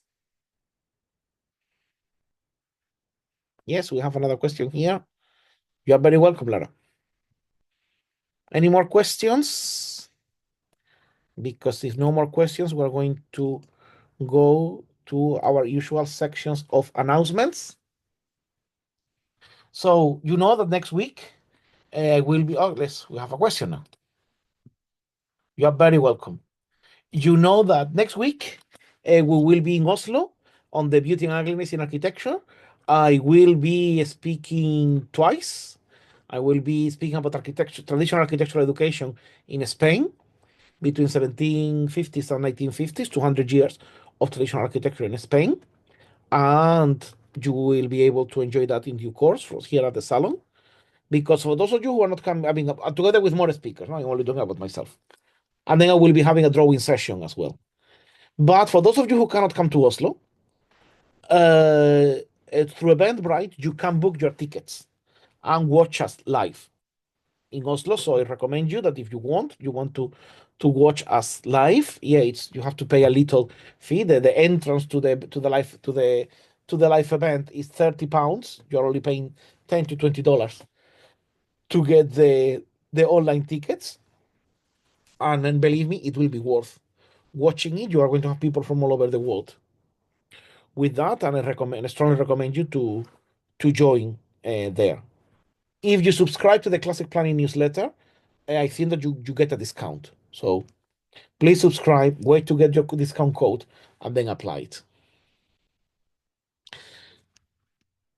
As well, you still have time to submit your drawing to the wonderful drawing competition à la table ronde in Belgium about the traditional house. More details on the website, and I encourage you to send it because it will be very fun and it will be very educative for you to learn all this stuff. And I'm bringing a new announcement. There is a new architectural competition in the Netherlands to do a counter proposal for this station that has been proposed, the train station of Den Bosch. Here you can see how it was, some examples of how they were there, how they are now, how they want to be in the future. So it's very sad that we went from there to what it is now. And this is a bit of information about the town. I'm going to give you the link to the website, but please go and take a look and participate. You still have time. It's up to July to present your counter proposal. So 5th of July, so you still have time.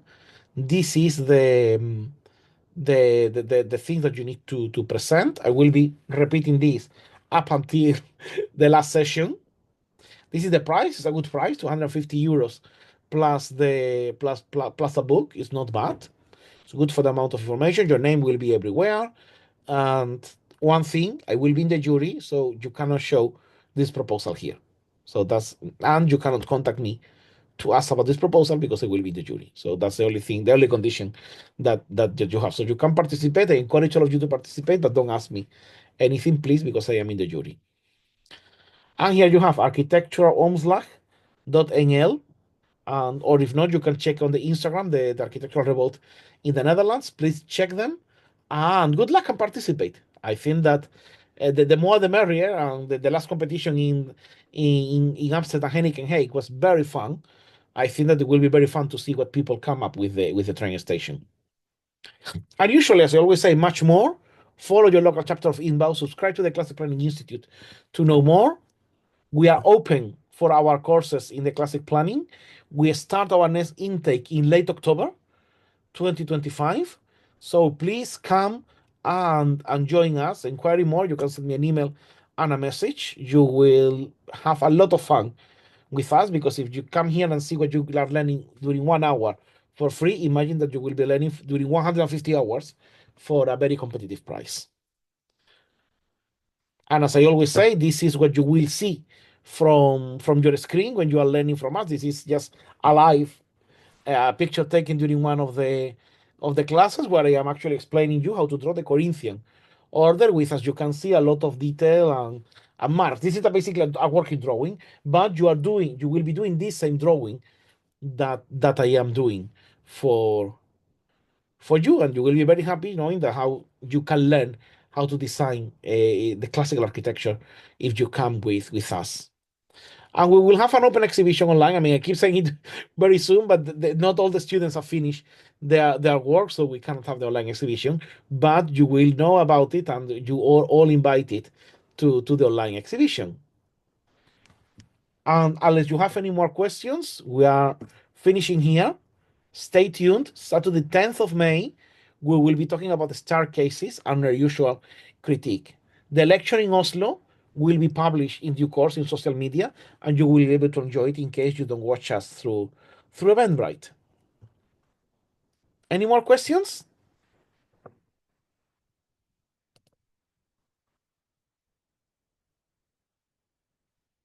No? Well, I hope that you have enjoyed.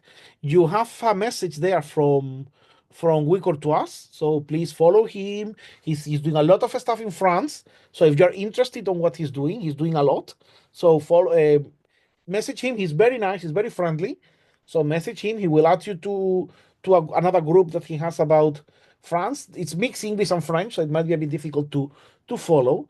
But please do it. I mean, he's doing quite a lot. And for all of you, you always know that I am available offline for anything you may want to discuss about classes, advice, collaborations, etc. I am very happy and always available for all of you. And until then, if you don't have any more questions, we are calling this a day. Perfect. Thank you very much. And the recording will be available very soon. I need to speak with Alvaro, who is our technical guy. And then I think that from October onwards, from autumn onwards, we will start to be changing all the formats, and we will have probably a website, etc. There are things to come, but by now we were still working on a sort of basic way through a YouTube channel and the WhatsApp group, but we want to unify all that more for a near future. But until then, have a lovely bank holiday weekend. We'll see you in 2 weeks, and if not, I hope to see you.